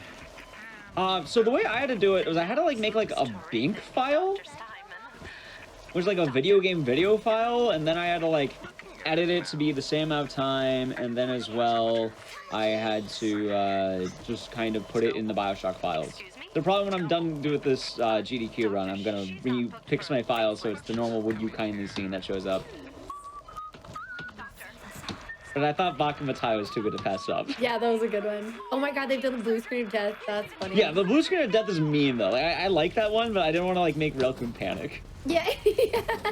I don't want to go like, oh god, no, wait, what's happening? Also, being online doesn't really work because then I would also go out, so you would know it wasn't actually a blue screen. Right. Anyway, though, now we finished with the Little Sisters dialogue. We're gonna be here a lot more. We're going to be utilizing that last glitch that we actually learned, the one that you remember from RCC, the Rapture Control Center. We can actually go to areas earlier than we should, and we can teleport to them. Also, story-wise, the Would You Kindly no longer works, so we're going to be able to kind of break the game in a few ways here. First things first, this is actually kind of a tough one, so what's going to happen, I might need to reload the whole area, hopefully not, but you want to go in here, and then you want to go back, and you just leave. Nice. So Fontana's... Oh, go ahead. I'm just like... There's so much going on, I don't even know what to ask. Oh, yeah. So right now, we're actually going to play the tape Say Hi to Ryan. Like I mentioned, I want long audio tapes, because right now, if any of these end, I'm going to the next area I clicked on. Like, I'm losing a lot of time. I see. What I want to do is once we get the lot 182s, or is it lot 192? Whatever the number is. Once we get those, what we're going to be doing is we are going to be going to the next level, because that's where the end of it is. Right. But I don't have to walk back to all this, because that's long. So this way, what we're going to be doing is we're just going to be grabbing a tape. So this is kind of awkward, though, because to get the mission, you need to play a tape, and optional tapes and mandatory tapes kind of get awkward. So I'm going to have to play very carefully, Mind Control Antidote, and then we can play Useless Experiments. That makes Tenenbaum speak. Okay.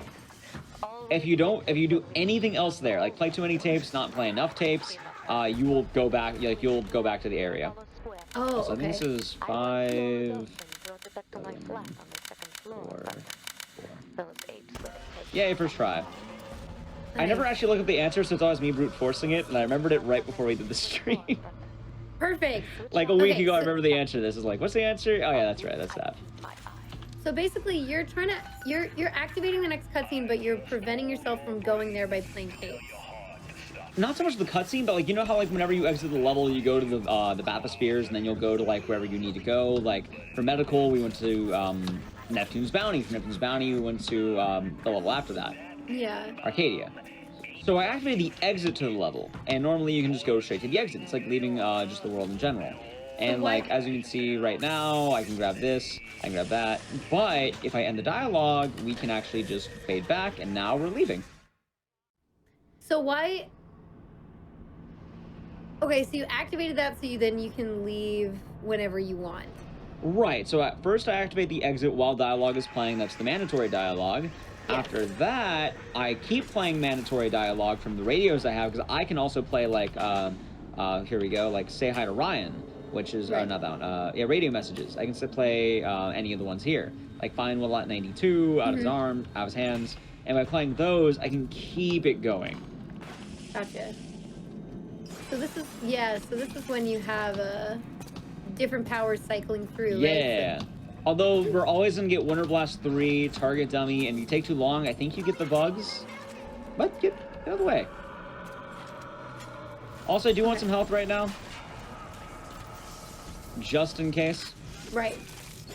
Because we're going to be doing a lot of damage stuff soonish. Also, I don't want to get in these fights, so I'm just going to freeze them. We're also going to be just blowing that up. Yeah, so, okay. So we have lot 182, and we're going to be doing another Death Abuse in a little bit here. First things first, I just play that so the cameras don't come after me, because even though it'd be nice, I don't want them to, you know, get in the way of anything, or kill me early. Right. I'm actually going to be putting down a target dummy in this next area, because I want to take a bit of damage. Normally, I'd have less health here, and I'd be, like, on the verge of death, so I can instantly get out, but playing it safe is nice. Yeah. And now we got lot 182, we're back. Now you have all your stuff. Okay. Yep. Dying on top of this, by the way, gets you in a better Vita chamber and, like, removes, like, the animation of going back, so it's slightly faster normally, if we do it right. And you just immediately go to the next door. And again, if anybody in chat has questions about what's going on, feel free to ask. like we can slow down at different paces. We can change things up plenty on how we're gonna do this. Right now, it's gonna be a lot of me damage reducing. This level's pretty straightforward. It just cure yourself and then go to the next level, and then that's gonna be a big glitch, and I think you'll like it. Okay, great. Yeah, chat is concerned that you're playing tapes rather than mailing them. Wait, what? Or throwing them away. No, we throw them away. We go to what's the word? We throw them away. The ghost will kill you. Yeah. But you're playing them. That's true. You're right. You're actually right. Yeah, I guess a ghost is gonna kill. A ghost might kill us at the end of this. Yeah. Okay, so we're actually gonna save the game right now. Okay. We're near the end. We have like maybe 3 levels left. Yeah. I know, this is really fast. Somebody wants to know your favorite weapons and plasmids when you play casually. Shotgun and I want to say Winter Blast actually are the bugs. I like the bugs a lot. Oh yeah. I love shotguns in games. Like I am always a shotgun guy. Also, this guy just dies. Here we go. All right, now we're on point intermediate. So we have 3 levels left in the game. 3 levels left. Nice. So this level is really fun, and it's gonna be really fast or really fun. Do I have a Twitch or a YouTube that I stream on? Yeah, I stream on. Well, I guess I stream on Twitch, and I have a YouTube at Ecdysis. Just same name, Ecdysis. Yes. ECDYCIS. We'll do stuff like that at the end of stream too. Yeah. I'll be there. I'm also on Twitter as well, and I post a lot of weird stuff. Fun. So you can actually definitely, so you want to get to the Vita Chamber right there, but it saves a minor amount of time, so we're just gonna play it nice and safe. Yeah, there's that one right there. So this is like the little chase section. You need to catch Fontaine. He's running away. He has all the Atom in the city. He's powerful, right? This is going to be either one of the most fun tricks in the game, or one of the most annoying tricks in the game. Okay. Tell us what you I've been getting this first time in practice. If I get it first time, actually, quotable bed. So this is called Last Chance, Kid. Yeah, set us up for what we're gonna be doing. I'm gonna be looking at this little sister entrance right there. I'm gonna save and walk forward. What I want to be doing is I want to jump and I want to get momentum. From here, I want to get inside here. First try, by the way. And look, he T-poses. And also the end level's right here. Now, if you're wondering, also since we're ahead of Estimate by a lot, or a decent amount, I'm gonna show you why it's called Last Chance, Kid. Last chance, kid. Oh, nice. Last chance, kid. Last chance, kid. And now I messed it up. Oh no. Essentially doing Last Chance, Kid twice. You're supposed to not get him to say that? Well, no, he'll always say it. It just, the more you do this, like, the more you mess up, the more you're gonna hear it. By the way, I was gonna say, we did get this first try. For anyone wondering, we did get that first try. Yeah, we were just watching it through it again. I was just more to show you the impact of hearing Last Chance, Kid again and again. Yeah, maybe you could use your power to get up there and fight. Right? A lot of you guys repeating. Back to the first one, huh? So, hopefully this works. We're gonna have a bit of manipulation right now. I want to stand roughly about right here, and I want the little sister coming out to walk on this line. Once she does that, I'm gonna start running. This section's more RNG manipulated than one would think. From here, we're actually gonna be running to the back now. Right? Is this the one that you're supposed to... Yeah, you have to escort the little sister. Now we're the big daddy. We skipped all the getting of the gear, and I want her to run. Normally she should run. If I got this right, well, she'll run. However, the thing is, this glitch can mess up as we go. If she's running, we got it. If she walks, you lose time. If she runs, you're on pace. Right, of course. So what I need to do is I need to avoid taking damage. Hey, we had first and fourth tried, kid. And now we can just kill this guy. Oh, I whipped that entirely. Hold on. Good. I don't want to take damage because then she'll be like, oh, you gotta protect me, and then she'll be running behind us and I'll ruin her AI. This way, as long as I kill things without... Yeah, if I take damage... Oh, God, that's... hold on. So that's what spurs it. Yeah. For some reason, she'll act differently based on what happens there. Also, we can once again use this. And now we're going to be having a bit of auto, like, what's the word? Auto scrolling. Yeah, like auto scrolling, kind of. It's just like. So this is based on speed of the fight, but you know they come out in waves and there's always a set amount. But you could go slower. Here's the thing, and as well there is a way to how they spawn, and just drag. There is a way on how they spawn, so they spawn from both directions. And you have to be very careful on this. Each section ends once you kill the spider splicer, so now they got that, we're good to go. And I'm going to be getting proximity mines. You're still running, so that's good. That's good. What we're going to be doing is, I'm first going to be, let's just do this. Think. Okay. Ooh, I may have messed it up. That's fine. We'll see if she's still running. She's still running. We're good. Okay. Nope, she's running after me. Can you? All right, she's good. Watch out for certain. So I actually put those there because people might actually come after me from that side. I don't want them to. I want them to come from this side. Because if they come from this side, I can take them out on my own. Also, the graphics are low because it helps with the speedrun skips. A lot of the skips are tied to FPS. So running it on low is going to be a lot better for FPS. As well, this isn't the remastered version also. Jesus Christ. Wait, those are far. Give me your body back. That was pretty rough on the slicers. Let's see. I think we're done. Yeah, Yep. we're not a big daddy in this in the speedrun. You never turn into a big daddy. Exactly. Oh, we technically are because you can still see like the screen has changed that way. Yeah, that's true. But yeah, for the actual like in-game stuff, no, we don't become Big Daddy now. right. So this one's gonna be a bit important. This is gonna be kind of like a minor skip. What's going to happen? Also, there's a remaster. We don't plan. Actually, that reminds me, I never talked about that. So you're wondering why don't we plan the remaster? Flings don't work on the remaster. Right. Also, I like to jump here because I want to make sure that she's not going to. You gonna keep running? All right, she's running. Oh no, she stopped. Okay, this is bad. Let's see. Uh-oh. Yep, she messed up. That's fine. Okay, we'll have to do it. That's a bummer. Not the end of the world. Not the end of the world. Get out of the way. Right. Hopefully she can get running again. If we take more damage, she might. Let's try to get a rocket thrown at her.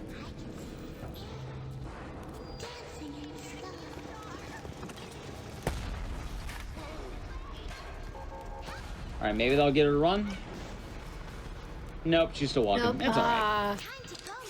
It can go either way, and like she'll go back and forth. No, this is Bioshock 1. Yeah, she ended up getting bypassed, and then yeah. Hurry up.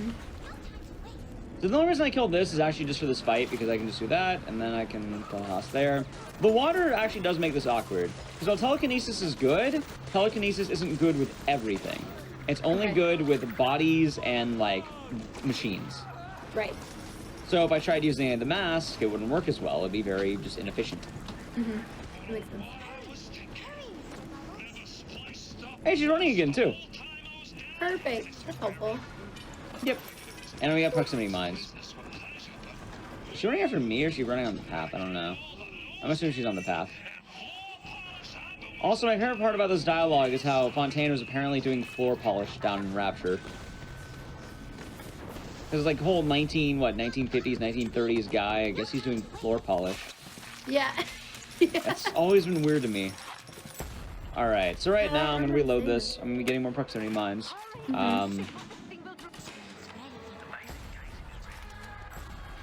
That should be good.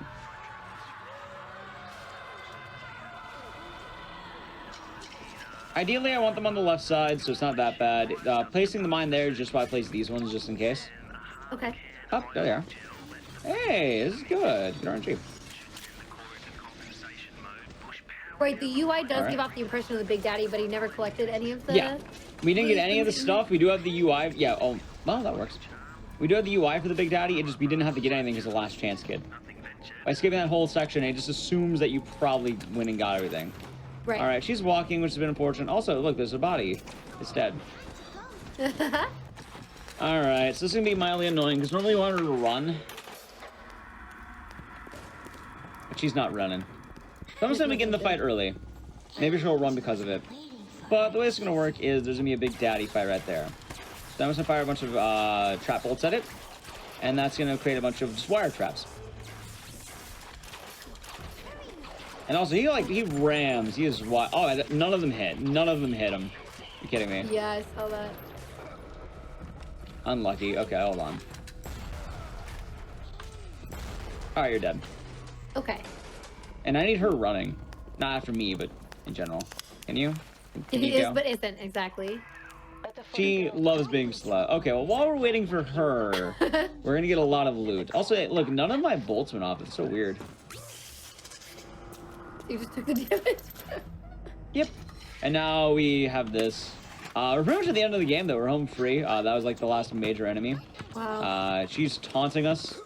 There she is. What are you doing? Oh my gosh. Yeah, they go really slow. And there's no other way to like boost her runs. Like, get it really quick. So the reason why I'm going back and forth is because, like, watch. If you go... Oh, I have no ammo, like anything. I can do it with this. Electric bucks. So normally shooting it's a bit slow, but if you just double tap, you can get shots off way faster. Yeah. So that's the whole reason we do it. It's just better shooting, more damage. Am I aware that I spark joy? Yeah, it's like Splatoon. You can like in the first game you could. Wait, you can do it with Splatoon? In Splatoon 1, there's in the speedrun you can with just like your regular gun, you just like hit left, like you just switch your sub items on the D-pad. And you just basically spam switching your sub items, and it just completely reloads your actual regular shot for your gun, and then you can just shoot way faster.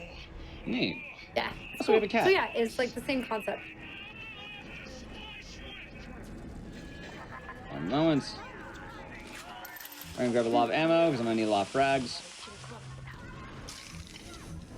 And now, for her hard work, she could have this cat. Can you get in there? The cat doesn't want to get in there. Oh, there we go. Nope, it fell. I can never get the cat in the hole. Nope. Well, we tried. Okay, now we're at the end of the run. Once again in this room, we're on the final boss. Make sure you are ready. Been a fun run so far. Yeah, I agree. Yeah. I agree. This is really cool to see. I'm. This is why I wanted to say this one for last. Is like the most like speed running, like one of the 3 that I think is there. Let's see. I want to make sure everything's loaded. Because you do have a strategy for the final boss coming up. Right. So what we're going to be using primarily is proximity mines. Oh yeah, I saw you doing this. Yeah, you did see this in a little bit. I did. So you'll know this ahead of time for anyone who doesn't know this. Also, you won't be able to see everything just yet. I didn't really explain much of it. But what's going to happen is I'm going to place 3 mines right here. Also, you're going to see, yeah, just 3 mines, all active. The fight doesn't begin until I actually poke him with the needle. The damage of this fight isn't based on actual damage. It's based on draining the atom. So, once I drain the atom, he's going to spawn on top of these 3 mines, and he's going to go back in that little, like, thing. So, what we're going to be doing is... I tried giving her the cat and dog, but she didn't want to take it. You tried. And then he just instantly goes back. What? You already got half of it. Well, no, we have to do it 4 times.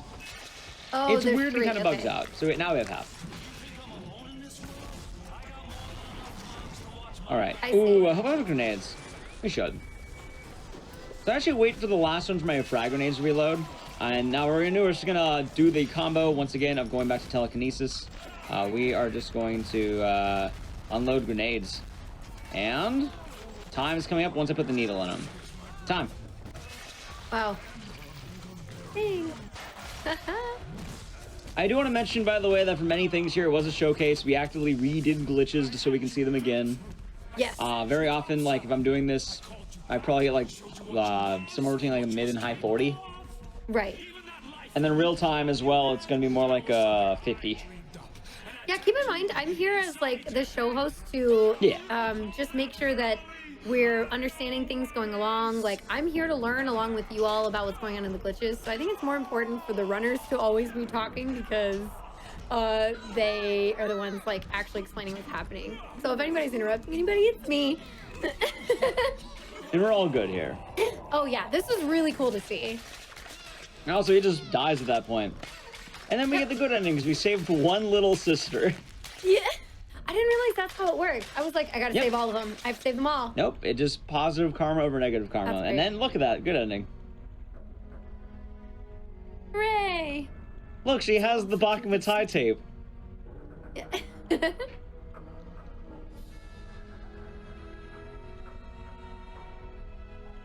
And you refused it. And what did you do That's instead? so nice. Yeah. What I've come Yeah, to it went expect well of though, you. I think. Oh yeah, I- absolutely. Saved The them. only, still under the estimate we had, You still under the gave them estimate. one thing that was stolen from them. A I'm chance. just like trying to process all of the things that I saw A today. chance to learn. Oh yeah. Because a lot of different stuff. I mean, again, it was like really To cool to find see love. everything from like kind of like that indie style game, like the convenience store, to like something that was supposed to be big, but it just is really buggy, to like this, which is like, I mean, just like shooter based things and how you're able to But I use think I like know. the A weapon family.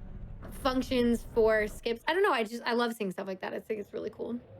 Exactly. Mhm. And yeah, like you end up having a lot of saves at a certain point. You don't have to delete them, but yeah, that's in Bioshock. Yeah, that's awesome. Which ending is canon? Is there a canon ending? I don't actually know. I'm not gonna lie, I didn't play Bioshock 2. I only played 1 in Infinite. I want to Yeah. play 2 though. I'm assuming probably the good ending. I would assume so as well. Yeah, I would assume that that's the case. I can't imagine the bad ending being canon for that one. Yeah. Also, my favorite part about Bioshock, before we leave Bioshock, you know that the main protagonist is only 4 years old? In this, Yeah. You play as a 4-year-old. because of how quickly they like spurred on your growth, right? Yeah, apparently your main character being so infused with the Atom, he's 4. He I like did not realize that. when he was born, he was like 57 pounds or something.